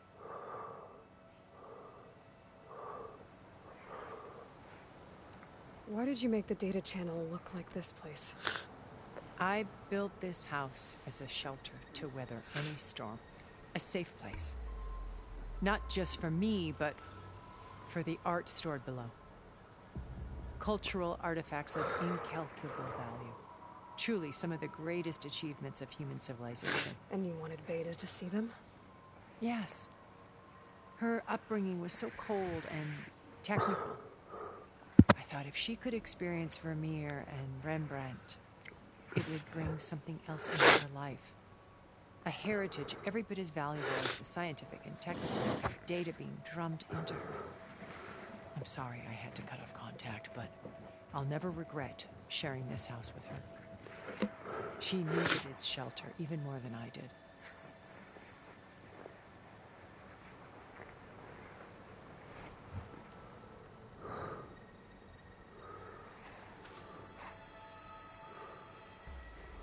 First Varl. Now Hekarro and the Tenakth.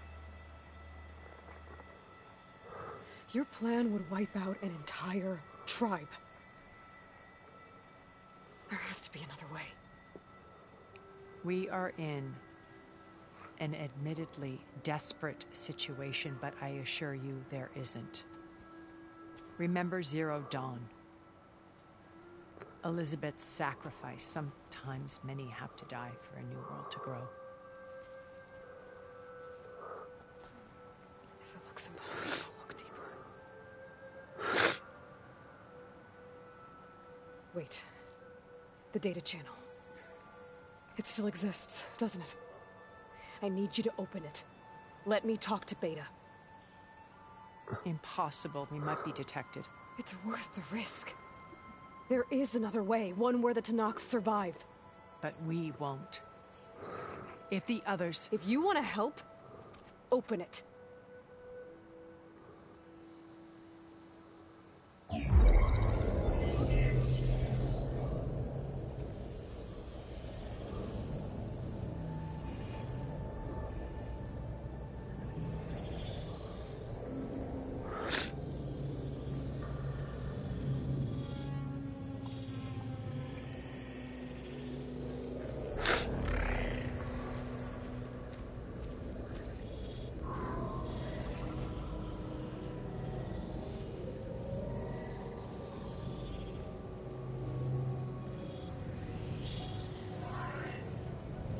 What are they doing to her?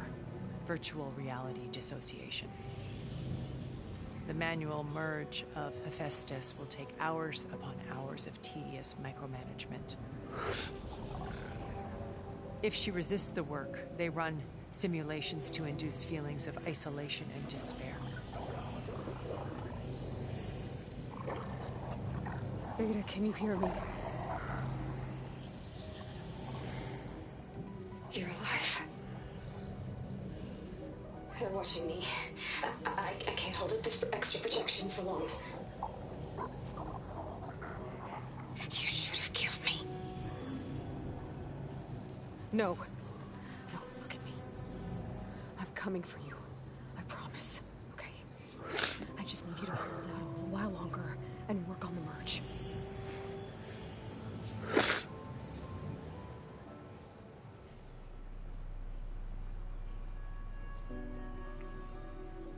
Then I think it can be done. I'll contact again when it's time. Can you hold on?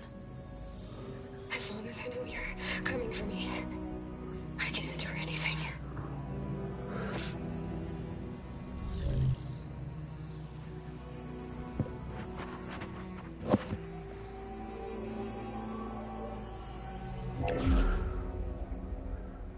All right. I did as you asked. Now I think you need to tell me what you're planning. I'm going to take Sylens' army away. I don't need it. Only the weapon he made to penetrate your shields. And how do you propose to get it? Ask him nicely? Without Gala and her rebels, he won't have a choice. We'll be his only option. Only option for what? What did you tell her? That is between me and my sister. Will be Sylens' only option for crashing that base. I'll tell you the rest later. Oh. And what are those? Lay my friend to rest. And then I'm going to use the override that Beta gave me at Gemini to put an end to Regalla's rebellion. From the air. Wait. Since you insist on doing things your way, I know of something that will truly help you make a grand entrance with the Tenakth. The ancient Horus Titans still possess electromagnetic energy cells as part of their arsenal. Drop one of those on Regalla's army and they'll receive quite a surprise.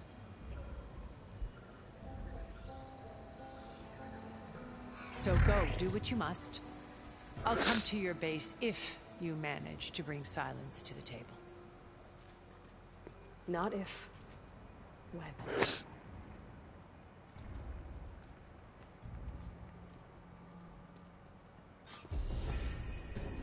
Erend, are you there? Aloy! Aloy, is that really you? Yeah, it's me. Where's everyone else? We're all... we're back at base. What happened? It might be easier to explain in person. I'll try to join you there when I can. Okay. We'll wait here for you. It's good to hear your voice, Aloy.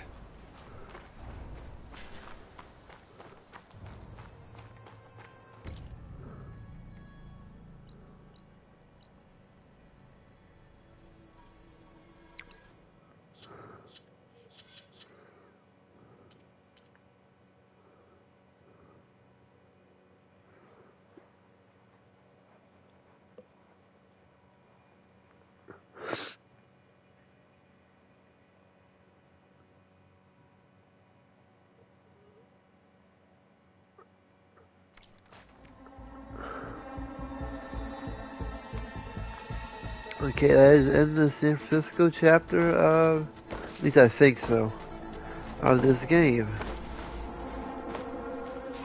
This is my first playthrough, so here we go.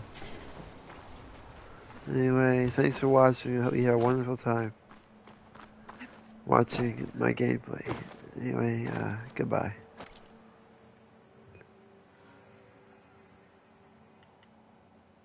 5 hours.